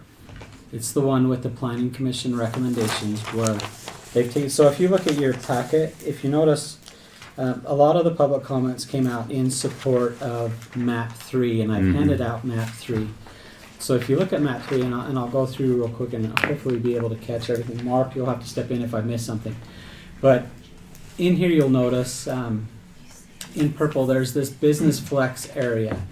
And if you look at map number 4, there's no longer that business flex area to the north, so close as you get closer to Moab, traveling from south to north. There's that removal of that business flex area out of there. And so they still keep highway commercial in there, but then they've extended that highway commercial. So you see where on map 4 you have highway commercial. They've broadened the highway commercial on there, removed the highway flex from that northern portion. And so you see on there they've taken out that business flex from the north portion, broadened the highway commercial, but removed the highway flex in that northern piece there. And I wish I could tell what road that is on there. My glasses aren't very. Oh, but there's that. The old airport. I can't see. Can you tell it's on Mark which road that is in that segregates those? I don't know if it's even a road. I think Okay. it's Yeah. What's the name of it? Up, are you talking about how far up the commercial zone goes? That separation Along the right there highway? between your, Goes up to the other it's not a road. end. I can't read it on the. It's got a name. I'm not that familiar with the area, I will tell you. It's the trail, looks like Trout Trail, but I'm sure that's not it. But it looks like that's kind of the defining line between your highway flights. So that's really the difference as well, and we need to continue to note on here is that A1 area is incorporated in that map number 4, which no matter what, we do have to make sure that A1 is included in whichever map you approve, but also direct staff to correct the map so that all of those grand gravel pits or any other gravel pit within the area remains the current zone that it is. And that came out of a law that was just passed within this last year. And what had happened is that another county had tried to restrict and regulate gravel pits. They took the lawsuit to state court. They won, the gravel pit company did, and the county who had tried to make those restrictions lost a lot of money, as well as time. And so because of those legal changes, we pretty much know that gravel pits are untouchable. So hopefully that helps. If you need more clarification, please ask any questions that you may have. Commissioner, you will, given an opportunity to recommend or insert a different map if it needs to. We have those 2 maps that's before us, and one's already in the packet. Somebody came up and said that there was only 18% of the ordinances that was changed. To me, this is more than 18. This is quite a bit of the overstricken sections of the resolution. So those of you that came to speak in our public hearing, the commissioner will be taking a position. And thank you for your comment, well taken, and your concern. We're talking about a community where people will be living for many years and many more years to come. And a lot of you that are not in that community made some recommendations and also spoke to the issue of how we should consider one another. One of them was to make sure that we don't adopt the landmarks resolution, and to take the planning commission. The planning commission, thank you very much for all the work that you have done according to what would be best fit for the community that's there. And also landmarks, we paid to make sure that you help in a way to develop this. We paid good money to come up with some results, and you did. Some people are happy with it, and some people are not agreeable into what has taken. The number one thing that one of the spokesmen came up say is to listen to one another and hear each other, which is true. I'm not very familiar with with Spanish Valley. I've been there many times, but there are folks there, just like any of us. They make a living, and they do their best to live and enjoy life just like every one of us. And this is something maybe we should have done a long time ago. And I, for one, would feel that these folks came from places and they chose the beautiful land of San Juan County to make a good living. And this is where they're going to be. And some of us that are not familiar with the place and made a comment that we should do what we need to do to move on. Maybe that's where we need to focus before we start making move on. And those of you that are in Spanish Valley, a lot of you that came forward lending some help. We need some help. We need to be recognized. You are. You're a part of our community, San Juan County. But be mindful that anytime you're in a community, you always support one another because this is your community. My neighbor, it doesn't matter who it is, you respect one another. It was pretty sad to hear that the same community had a different opinion of how they should live. So with that being said, I'm going to be asking to call for the question with the guidance that I asked according to the rules. You can make one vote from A to L, agreeable by our attorney, that we will make that. So whatever the outcome is from here, this is not the end of the world. We always will take care of one another and look over one another and let's see what we can do to help one another. So with that, Commission, rule number 1, you have a map, which is a number 4. And then we have a map number 1 and number 3 sitting out here. You can insert that. That's the modification. That would be a motion that you would make. And also consider, as a commissioner, we were told only 18% was changed. To me, this is more than 18%. There's a lot of overstricken. So with that, what is the wishes of my commission? Commissioner Gray Eyes? Chairman, I'd like to go ahead and entertain a motion to accept and approve the ordinance for Spanish Valley as indicated on our agenda, and also you iterated the lineup with the adjustment of number 4, property rights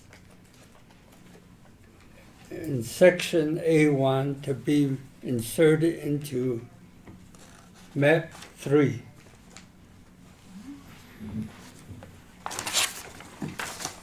Which would be a recommendation that was made by Holly. Okay.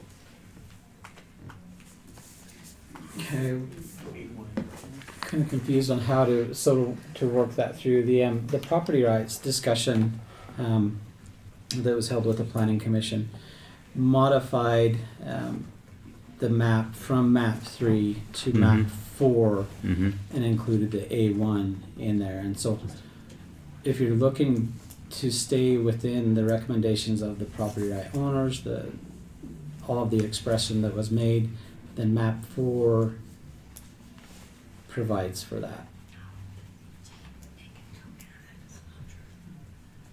Map 3 was the one that needed to be modified. A lot of people recommended staying with map 3, and you can stay with map 3 if that's your recommendation, but we do have to add the A1 properties. That's my motion. Back into there.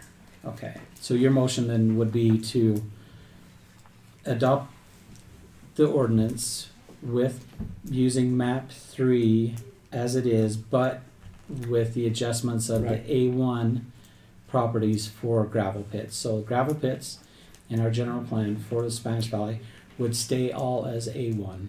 Right. And we can make those modifications. Are you all understanding what that change is? There's a motion being made, and any other insertions or recommendation, Mr. Adams? So map 4, A1 gravel pit will eliminate residential flex on map 3, correct? So the map 4 does that. It eliminates that. But Willie said he wanted A1 to be inserted into map 3. So I'm just clarifying, if we do that, then we eliminate residential flex on map 3 and substitute in A1 where residential flex was on map 3. It narrows it down, correct. Yeah, because the map 3 had residential flex, and I didn't explain that earlier. That takes it back out further to that, past the wash. So you would, in that map 4, it has that A1 with the carve out on that residential flex. And so no matter what, that residential flex portion would stay the same in both map 3 and map 4, because we'll have to place A1 into that gravel pit area, which automatically reduces it down to. So both your map 4, map 3 would be the same. Just a little bit of in the residential end. flex that would stay in. Most of it would change to A1. So does that make sense on there? Ask him to modify. What changes is Now's the time to do it, ask him. the we have to have A1 there. what changes in there, commissioners, is the comments that you received from the planning commission chair, where they received a lot of public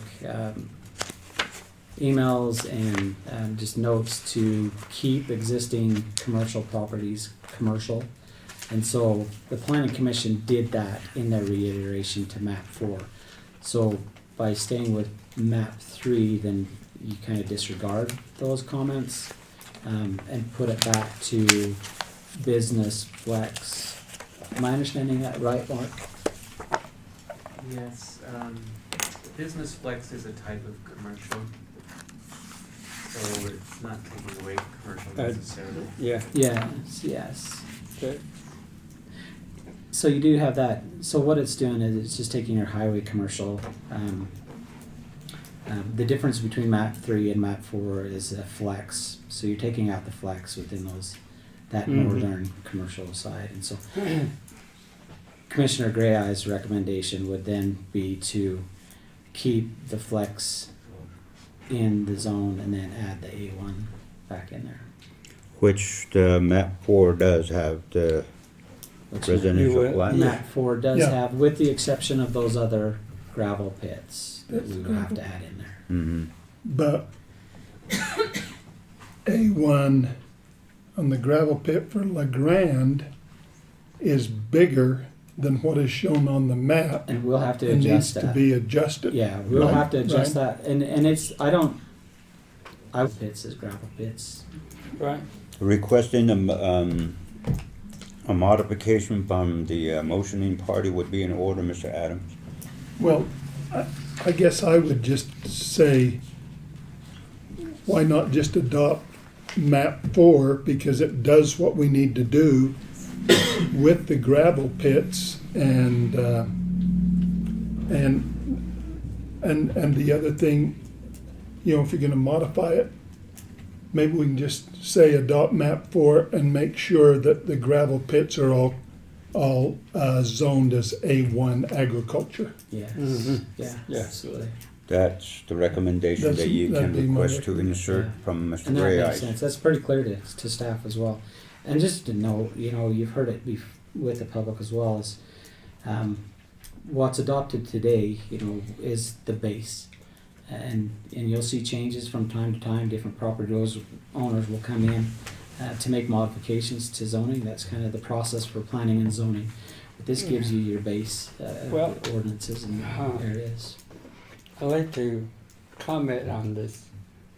I think it's, how many months did we give moratorium? 6. 6 months. and we're approaching the 11th hour. We're being twisted by the arm.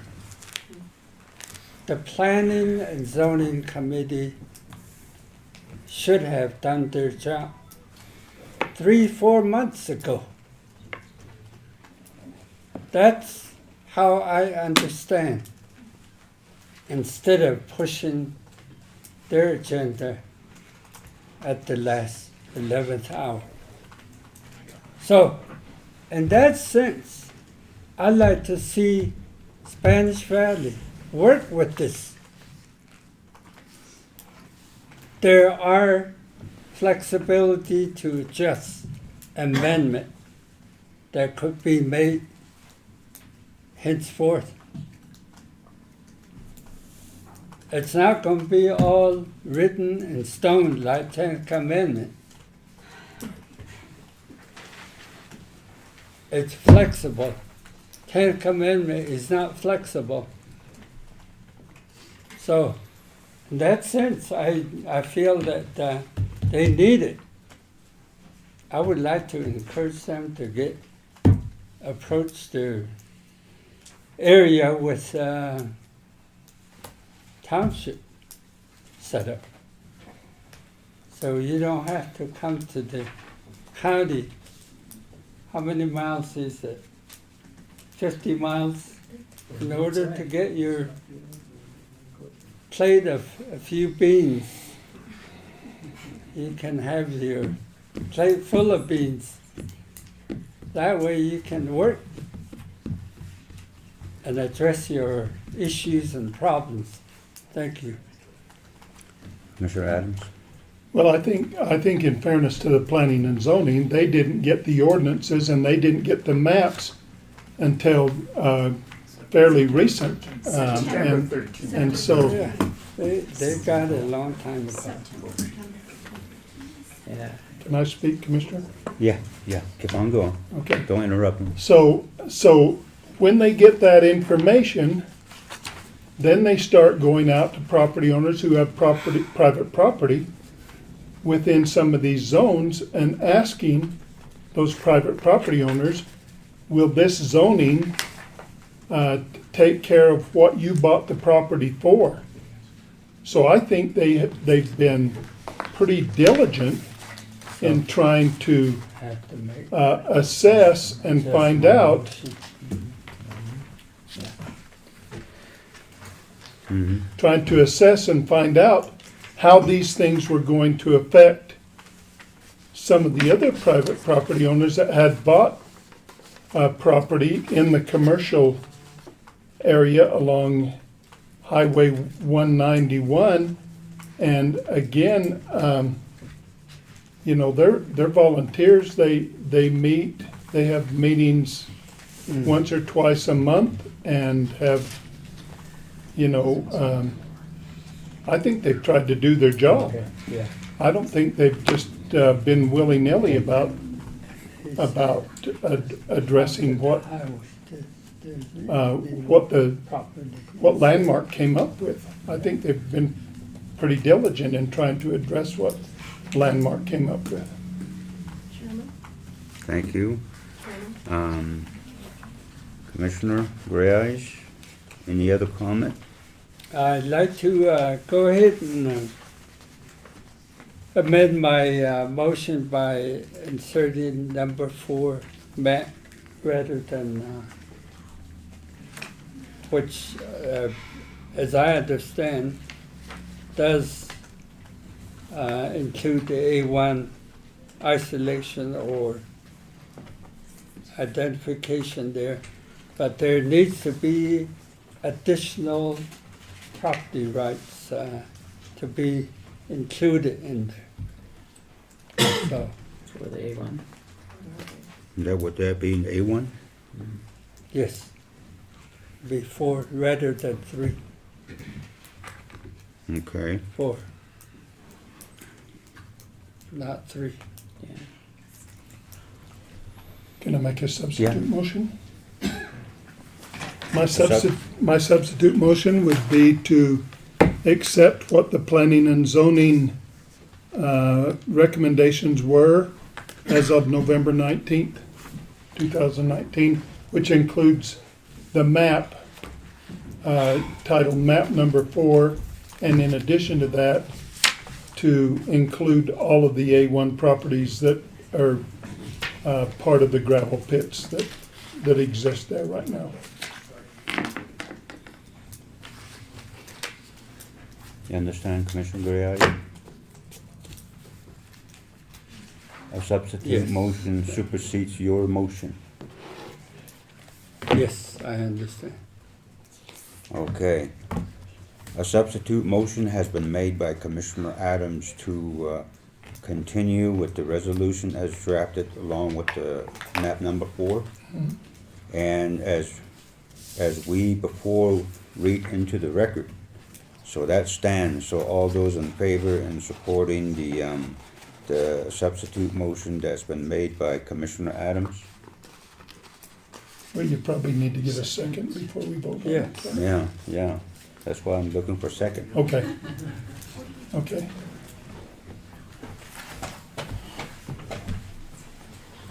Going once.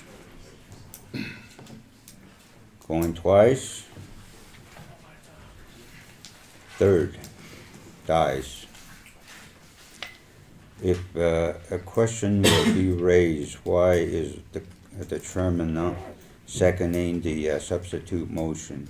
A motion that's been already established first and second, then the chairman can take a vote on it or abstain the position on it. Did So we get at a this second point- on Willie's No. motion?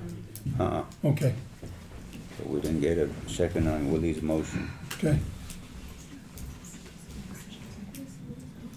Commissioner? We're still open for a motion. Nantli, I did amend my motion by inserting map 4 map 4, rather okay. than 3. Okay. That would be the only amendment.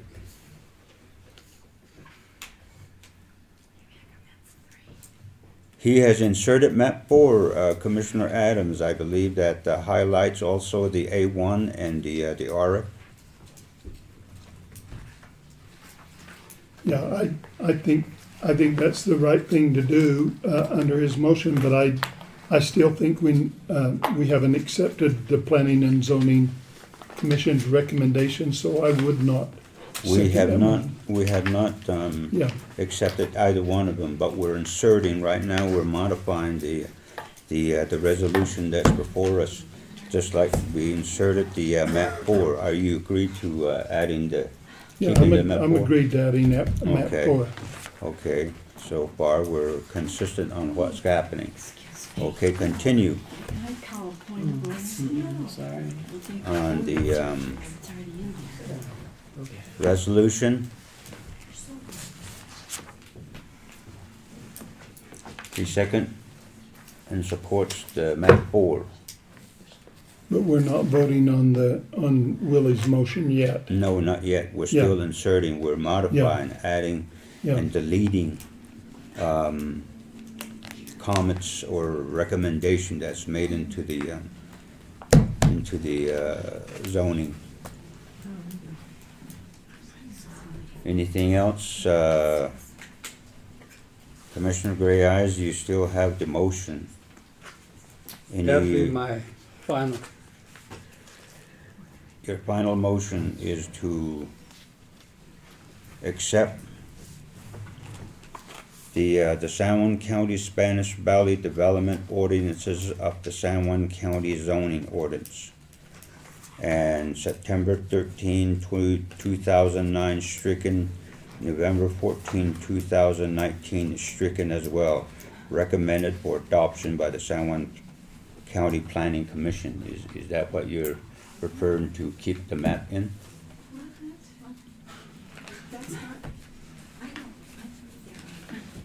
Mr. Chairman, Yes, sir.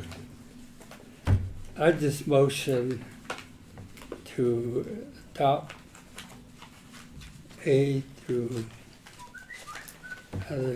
plus the map number 4, which is similar to substitute motion, almost similar to substitute motion that was made by Mr. Adams. Mm-hmm. So So I acknowledge and you went ahead and seconded that motion. Mm-hmm. So, of course, all you have to do is, yeah, you agree with me or not. Okay, yes, Yeah, but That's all. what I'm asking is, you mentioned, we all mentioned from A to L. You just barely now say 4, so if you say 4, then we're adding A and B under 4 as well, and C.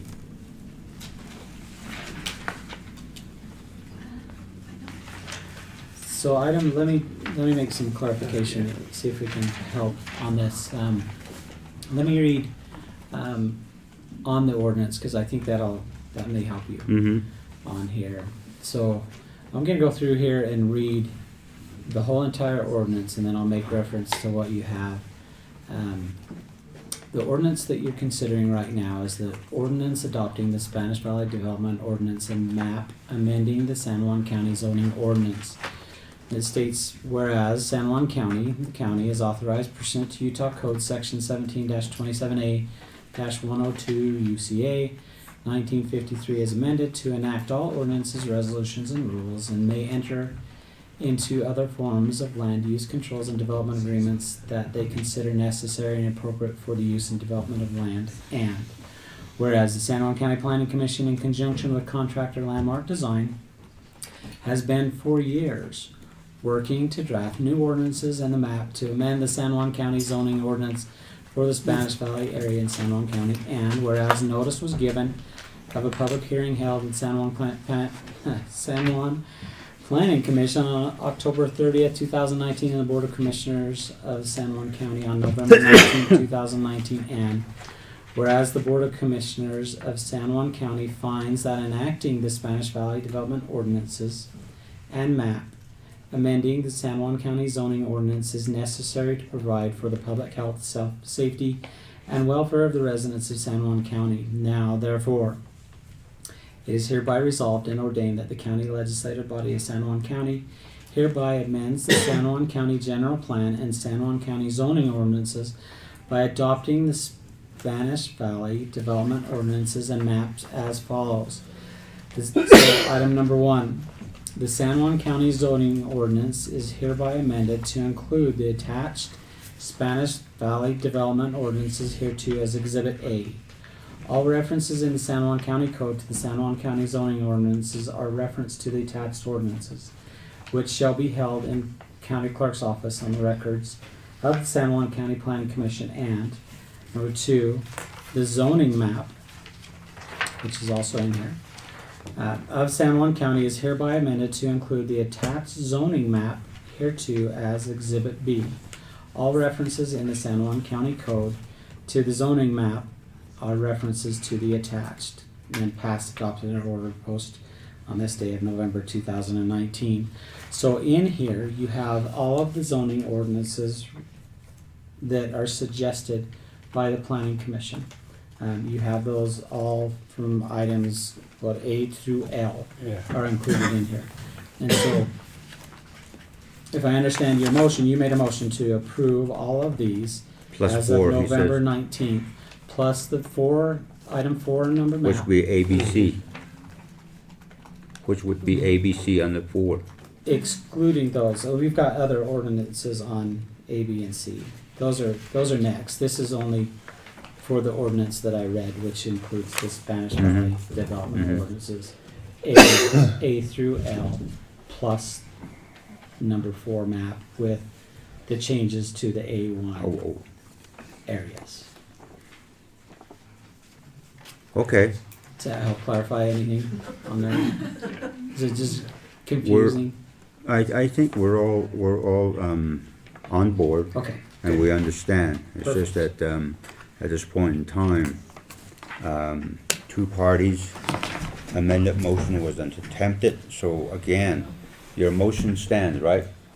Commissioner Gray, ayes. Okay, do I have a second? No. From Commissioner Adams, going once, going twice, third. I will make a second to that motion. So, So what was the motion again was to keep map number 4 Yes. and make the changes to the A1. mhm. But what was the rest on the ordinances? What? I don't understand. The motion has to also include, so either we're adopting the ordinance with changes, you're either keeping the zoning ordinances as recommended on the November 14th meeting, which is what you heard a lot of the public comments to today were, is, you know, keep the November 14th. The planning commission made the changes, and now you have this November 19th. I think he's acknowledging the 13th. Or September 13th. So there's They've been voting September 13th. So September 13th is, and so September 13th came into place with the planning commission. So the planning commission had difficulty with the landmark plan. So you have the landmark plan that went before us. We didn't have the map. We didn't have the changes to the map or changes to the language that the planning commission wanted. So you're taking it back to the landmark recommendation, which is September 15th only. Is that, so you would have to make that and state that in a motion that we're taking it back to that September 13th landmark.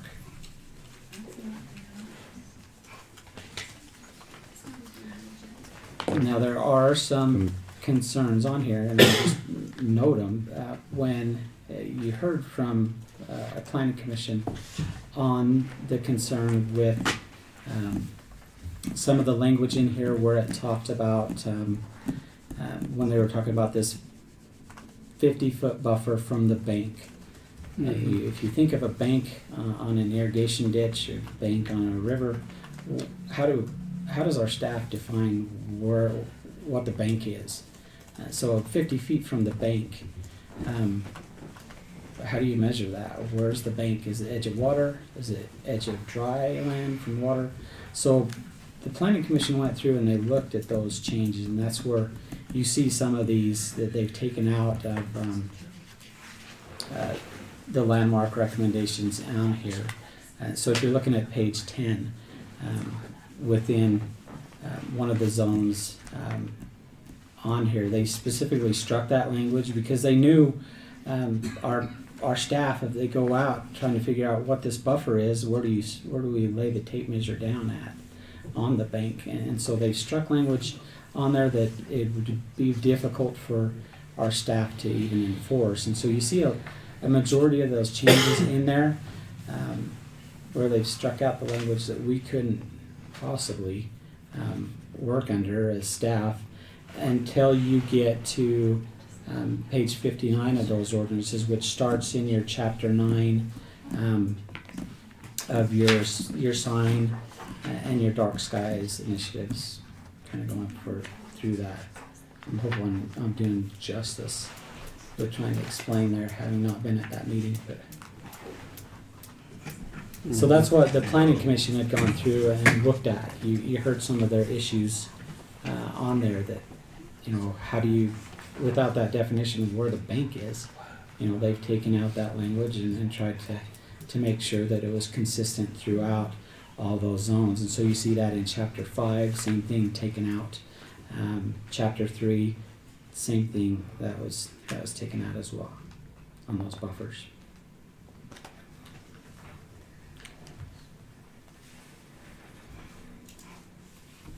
Commissioner?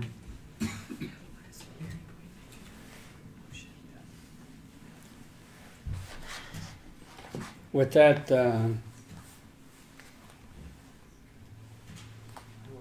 understanding, then I would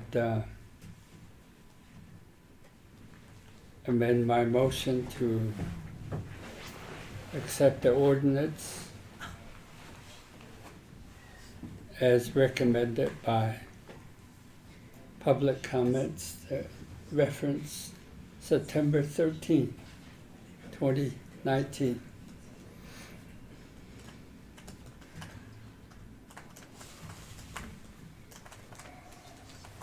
And further including the, which was my original motion, was to adopt map number 3 with the adjustments of property rights of the gentleman over here regarding the gravel pit and related land ownership.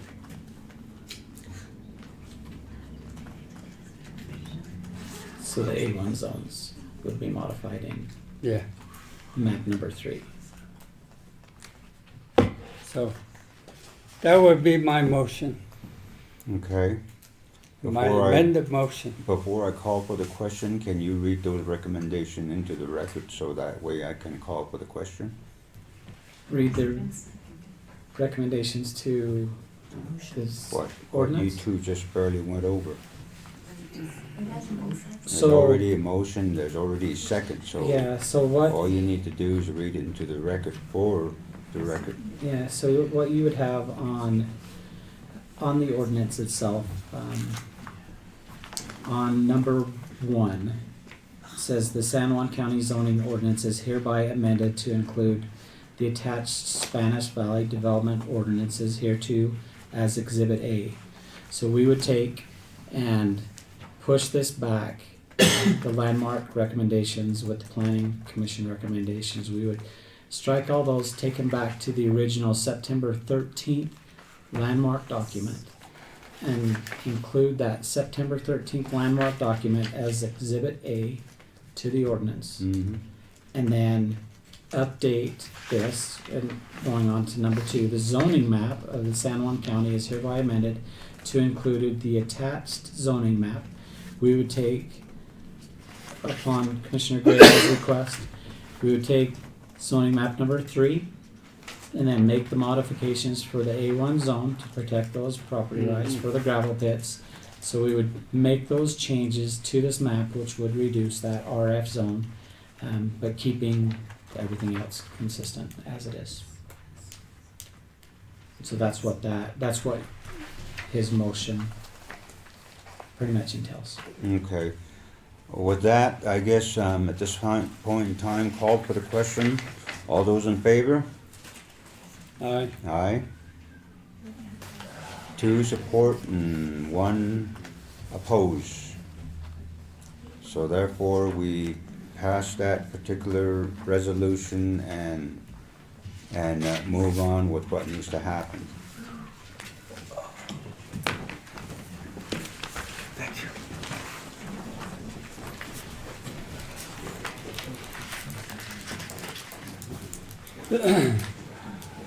The next item would be planning and zoning ordinance and consider for approval, number 4.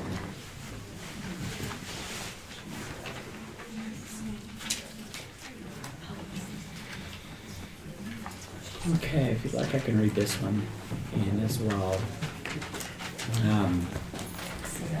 Yeah, but an ordinance amending Chapter 11 multi-use agricultural rural residential districts adoption, specifically Section 11-3 of the San Juan County zoning ordinance.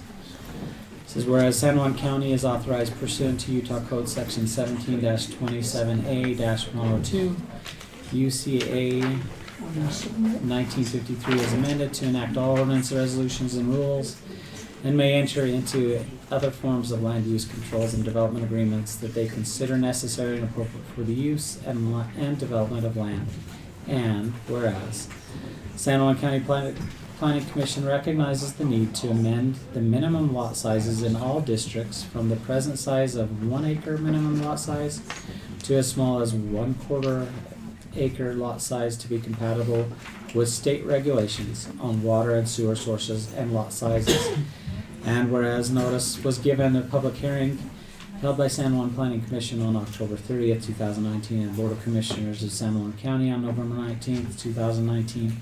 And whereas the Board of Commissioners of San Juan County finds that amending subchapter 11-3 of the San Juan County zoning ordinance is necessary to provide for the public health, safety, and welfare of the residents of San Juan County, now therefore it is hereby resolved and ordained that the county legislative body of San Juan County hereby amends the San Juan County zoning ordinance by adopting minimum lot sizes in all districts from the present size of 1 acre minimum lot size to as small as 1/4 acre lot size to be compatible with state regulations on water and sewer sources, and lot sizes as follows.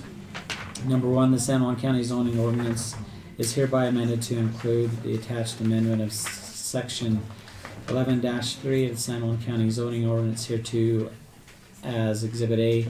All references to the San Juan County Code and zoning ordinances are references to the attached ordinance, which shall be held in the county clerk office with the records of the San Juan County Planning Commission, passed, adopted, and order posted this day of November 2019.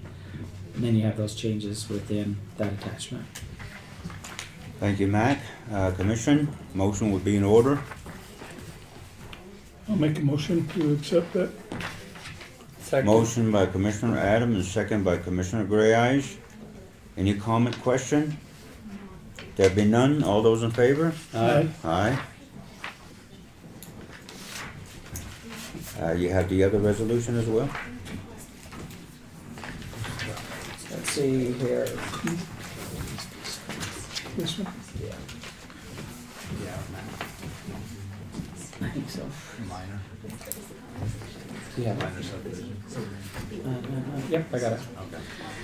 So this one here, an ordinance adopting a new section 4 of Article 2, plating requirements for all zoning in San Juan County and the San Juan County subdivision ordinance 2016, creating a minor subdivision ordinance. Whereas San Juan County is authorized pursuant to Utah Code Section 17-27A-102 UCA 1953 as amended to enact all ordinances, resolutions, and rules, and may enter into other forms of land use control and development agreements that they consider necessary and appropriate for the use and development of land. And whereas San Juan County Planning Commission recognized the need to create a minor subdivision ordinance permitting developments up to 4 lots to be exempt from the plating and approval requirements of the subdivision ordinance, and whereas notice was given and a public hearing held by the San Juan County Planning Commission on October 30th, 2019, and the Board of Commissioners of San Juan County on November 19th, 2019,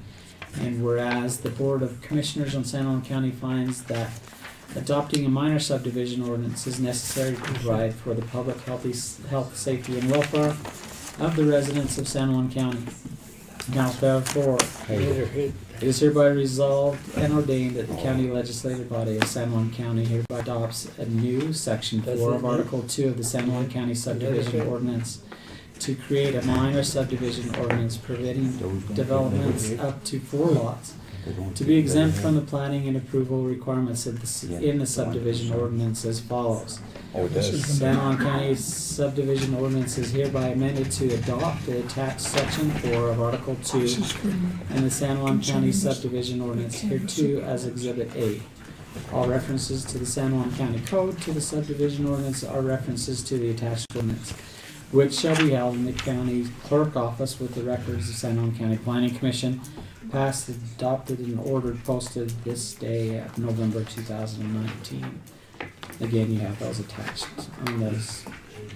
So moved. Motion by Commissioner Gray Eyes. Do I have a second? I'm just gonna ask Walter, what does this fix? Well, we've got an issue right now that if you do any subdividing, so if you've got 640 acres and you want to sell an acre to your son, you Yeah. have to go through all the plating Oh, requirements. okay.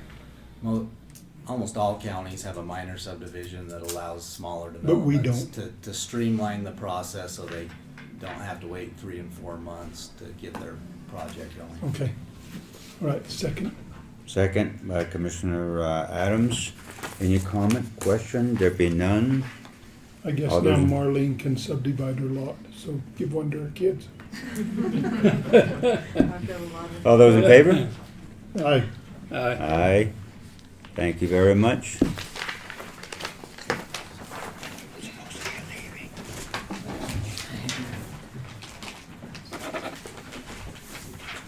Next item?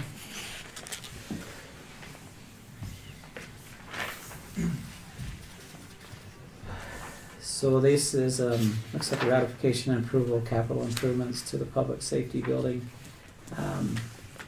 We're hoping Monty should be here. There were several changes that he had made that were capital projects to the public works building, or not public works, but public safety building. That you had in the past gone ahead and approved, and we were just bringing this back for that final approval. So you had acknowledged this in an email several weeks ago when Monty had asked to perform the work in that building, and this was just bringing it back so that we can get that final signature from you guys of a previous approved document. So move. It's a ratification. That's Motion by Commissioner Gray. Do I have a second? This is just Monty's request that we're acting on now? Correct. Yeah. Okay. Second? Second by Commissioner Adams. Any questions, comment? There be none. All those in favor? Aye. Aye. I just hope we're not doing something that a year from now, we're gonna be making some major changes to the courtrooms that this'll all be wasted. Yeah, we'll take that definitely into consideration, knowing that there's that potential to add on to that building. And I'll make him aware of that as well. I'm pretty sure he is.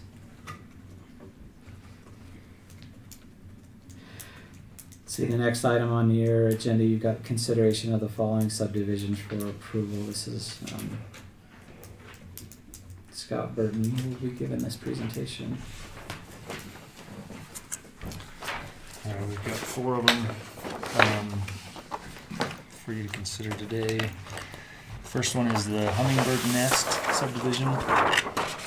This one is south of Landing on Browns Canyon Road. It's been through the Planning Commission. And they're working with the Health Department and the staff for approvals. The surveyors approved it. Motion to approve the Hummingbird Nest subdivision. Motion by Commissioner Adams to approve the signatures for the commission chairman to sign the subdivision at Hummingbird Nest, and second by Commissioner Gray Eyes. Right. All those in favor and supporting me to sign this? Aye. Okay. Where do I sign? Utah State County, right here? No. Over down here, right there. Governor. Commissioner. I mean, their place. Where the governor signs, huh? Well, the Pepper tried And the second one that we've got listed on your agenda is the LaSalle Acres subdivision amendment 1. This is amending an existing subdivision. It's amending an acre off of one of the lots.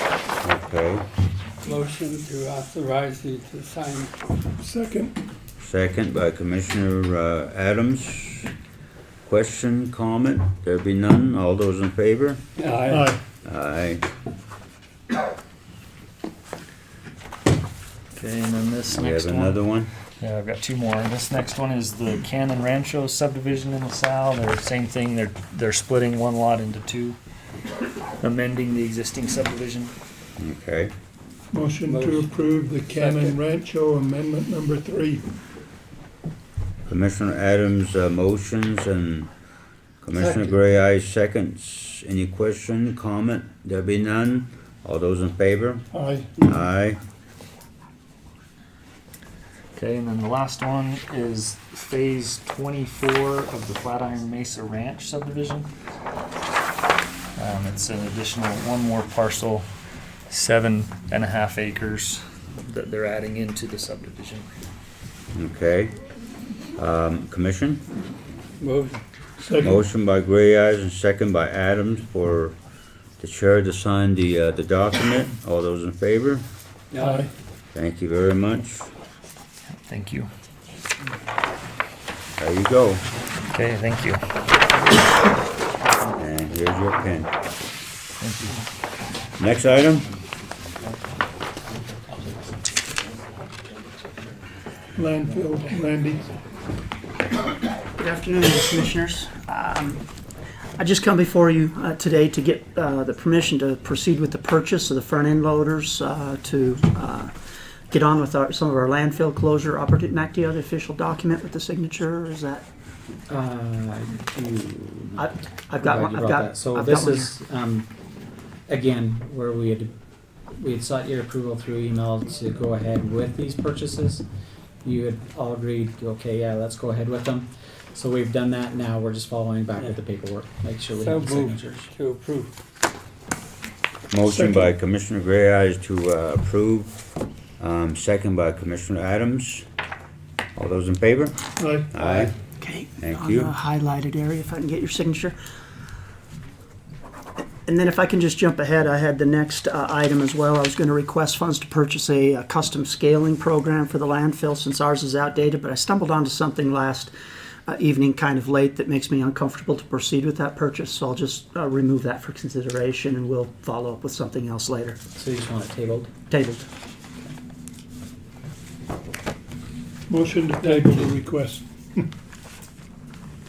Second, Second to table the requests.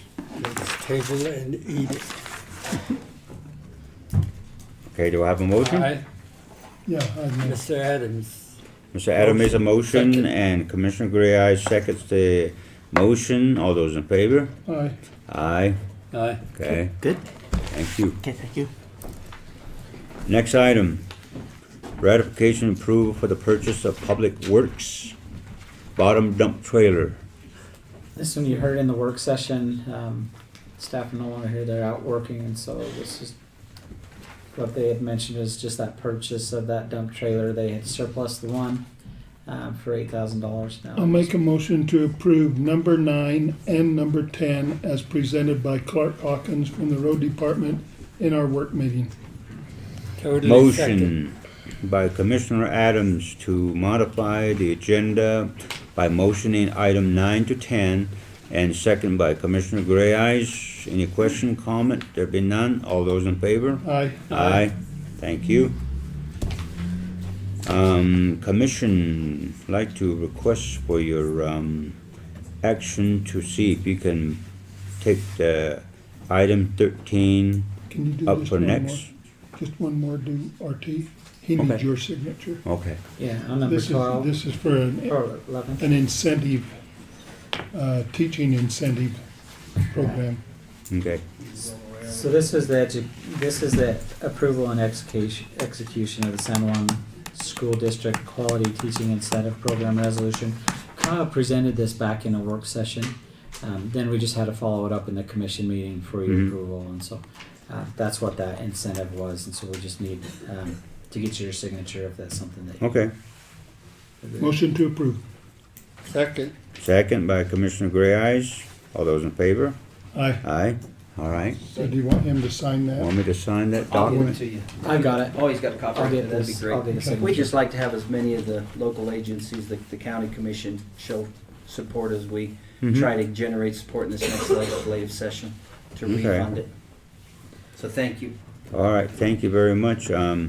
Commissioners, I gotta be running here, so can we deal with item 13 next? Okay. Just presenting the canvas results of the special election for Proposition 10 for your approval. It gives the final results and a turnout by precinct of the voters in each precinct area, along with the number of ballots that were rejected and the reasons that they were rejected. Motion to approve. Motion by Commissioner Adams, Second. second by Commissioner Gray Eyes. Request of Mr. Nielsen to provide me with the precincts? There Um, are precincts, but right. it doesn't show the name of the locations. Yeah, you have Right. numbers. Right. So. Not now. Right. Maybe I'm just saying in each precinct there are sub precincts, but I just grouped all of these together. There is another report that breaks down the sub precincts. All those in favor? Aye.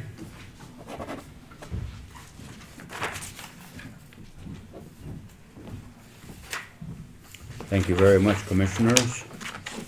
I will be on the road to meet my Canadian tribes.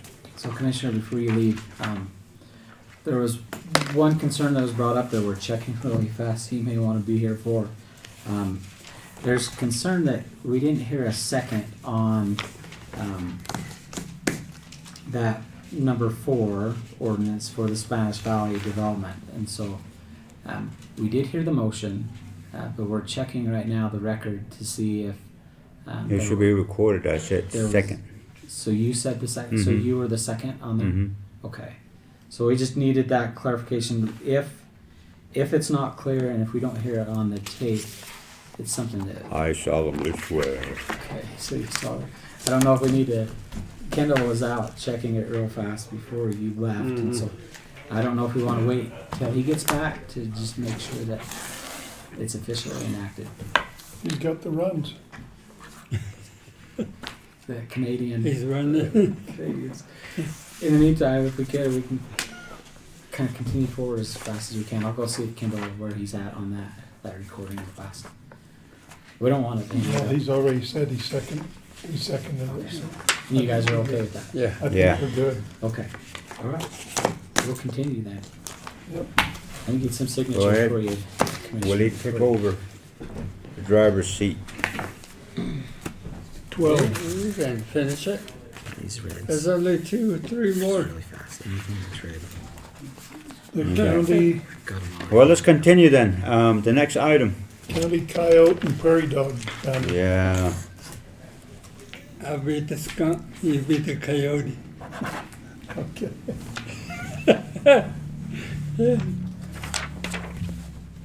The old Navajo wintertime story. I'll make a motion, we approve the county predator management plan contract as presented by Mac in the work meeting. Do I have a second? Second by Commissioner Gray Eyes. All those in favor? Aye. Aye. Next item? Tax abatement, John. Okay, so each year we have tax abatements. We have a gentleman here who is, he has a hard time getting around and being on his own, and so as a result, in 2017, we did not obtain a tax abatement form from him. And we're requesting that the taxes of $622.24 for that year be forgiven for this gentleman who has a hard time. I'll make a getting around. motion that we approve the tax abatement recommendation by the county clerk. Second. Second by Commissioner Gray Eyes. Any questions or comments? All those in favor? Aye. Aye. Thank you very much. The next item? I'll make a motion, we convene our local building authority. Second. Going into our local building authority meeting. Second by Commissioner Gray Eyes. All those in favor? Aye. Aye. Aye. We are in our building authority meeting now. So we just need to authorize a request for reimbursement. Correct. Yeah, so these reimbursements, this is for the Public Works project. We just needed to Yeah. make sure that we had everything set up Okay, and ready to go. I'll make a motion, I'll make a motion, we come out of our building authority, right? Yes, and Well, you then, need to approve this as the local building authority. Okay, so, So stay in. Move. okay. So move to approve. okay, I'll second. Okay, a motion by Commissioner Gray Eyes and a That's second by to Commissioner approve the Adams reimbursement to approve request. Yeah, the that's agreement. All those in favor? Aye. Aye. I'll make a motion, we come out of local building authority. Second. Coming out of the local building authority commission, and second by Commissioner Gray Eyes. I'll make a motion, we adjourn our commission meeting. Second. Commissioner Adams, make a motion So to you can adjourn, Get and to your next meeting. still don't have the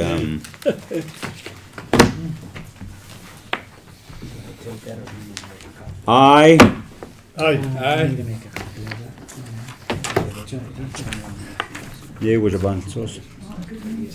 I see your name on his email. Dos bunny hakko. Bake it. Skinso. Bake it. Dos bunny bake it. Come over here, hurry. Mac, what time are we going into budget meeting? Right now? I think right now, yeah. You guys behave yourself in there. You just come on down with us. I don't